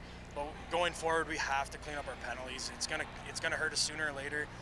You hope those teaching moments are during the regular season and in the playoffs. Well, we'll have to officially check this out for the points. But coming into tonight's game, Matt Philippi was 5 points away from being in the 100-point club. And I think you 2 members are in the 100-point club, have a brand new member of that, as he had, right now, unofficially, 5 points tonight, will be the 22nd player into the 100-point club. That's a pretty cool honor. Oh, it's an amazing honor. There's guys that have put up multiple 100 points. You get 100 points in a high school career as a junior. Granted, he was an 8th grader, but still, it's an impressive accomplishment. We're proud of him. Him and Hayden, Carter, all those guys played big minutes tonight, so we're happy for him, and we're proud of them too. Going forward, you adjusted your lines to Hayden Johnson centering Olthout and Philippi. Is that something we can look forward to, or are you going to go back to what you had normally? Well, we'll come to practice tomorrow and kind of talk about it. I mean, after tonight, it's kind of hard not to put them together. We even challenge our freshmen. I told Luke Avery and Joey Linsky, we're 6 games in, you're no longer a freshman. Yeah. They responded great in the third period. They seem to have more jump with Gendro too. We did it to switch it up a little bit. Yeah, I think going forward it's going to be hard to deny those three playing with each other. Yeah, I thought Luke and Joey played really well with Gendro. Gendro kind of has that kind of fun personality. He's kind of a goofy guy, and I think those guys weren't so uptight, right? When they're playing with those top two guys, I think there's pressure to, I got to get the puck to Matt, or I got to get the puck to Hayden, or Carter, whatever it may be. And it seemed like Joey was more willing to carry the puck. Luke carried the puck a little bit more as well. Well, Gendro says he's those guys' dad. That's what he calls it. They're his kids on the team. So yeah, he does. We were calling them the Gendro family going, and I think we'll try it. Like I said, the first line deserves to play with each other after tonight. Yeah. You try to balance out two lines. To be honest, I think Carter plays better with Matt and Hayden because he doesn't try too much, and Joey and Avery simplify their game when they're with Gendro a little bit, and they just kind of buzz and go to work. I'd agree. How's your heart doing, by the way? It's okay right now, to be honest. I mean, we tied it up and we kept taking penalties, and I literally told Coach Morgan when we took the second one, I said, it's going to happen here. Either we're going to lose the game on a power play goal or we're going to get a penalty kill. I think our penalty kill probably has a better power play percentage than our power play right now. So it feels good. Like you said, we can't expect to win games like this, right? Going down 6-1, but I'm proud of the group, and we'll go forward. Another big section game on Thursday. So we got to forget this tonight, enjoy it tonight, but then we got to get ready for Pine City. All right, Coach, go into the locker room, enjoy it. Congratulations, and we will talk to you on Thursday over in Pine City. Thank you, guys. Appreciate it. Thank you, Flyer Media. Hey, you might never lose. You might never. I'm keeping this. I'm keeping this pressure on you, Joey. You might never lose a game. Sooner or later, it will happen. As long as we win those three in the playoffs and go to sections. Hey, that's all that matters. just I predicted you guys to win tonight. Yeah, we are actually 2 for 2 on our predictions as us being play-by-play and color commentary in the Orono broadcast. I had mentioned that if the Flyers could score this next goal and then you'd go on to make it a 1-goal game, that I think you could win. You did. And now here tonight, he said that not only was we're going to win the game tonight, but also Philippi was going to get into the 100-point club, and he did with the game-winning goal here. Just keep making those predictions, and we'll just try to make you guys proud. So thank you, Flyer Media Production, and like I said, thanks guys for everything you do. Thanks, Joey. Appreciate it once again. And that is the winning coach, Joey Hanowski. The Flyers are now 6-0. And I tell you what, you look at it with less than 2 minutes to go in period number 2, down to 6-1, and me saying they're 6-0, that's pretty hard to imagine. Yeah, it's being down 6-1 to an Alexandria team that's good. With the history that Little Falls and Alexandria have, it's one of those things where it's pretty amazing that they came back. But like Joey said, he's proud of those guys. They battled back. Really shows that this team's battle tested now.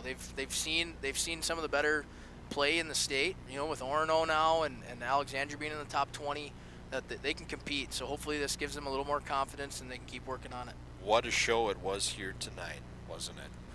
Hopefully those people that are checking scores tomorrow morning are going, what happened? Yeah, why did I turn it off? Why did I turn it off? Such a shame that they turned it off if they did. Well, I tell you what, Mark Deal and the Flyer Media Production crew did an outstanding job, and once this game is over, people can go back and watch the game, so if they missed it or now want to find out what happened, they can do that. So Mark, thanks so much once again.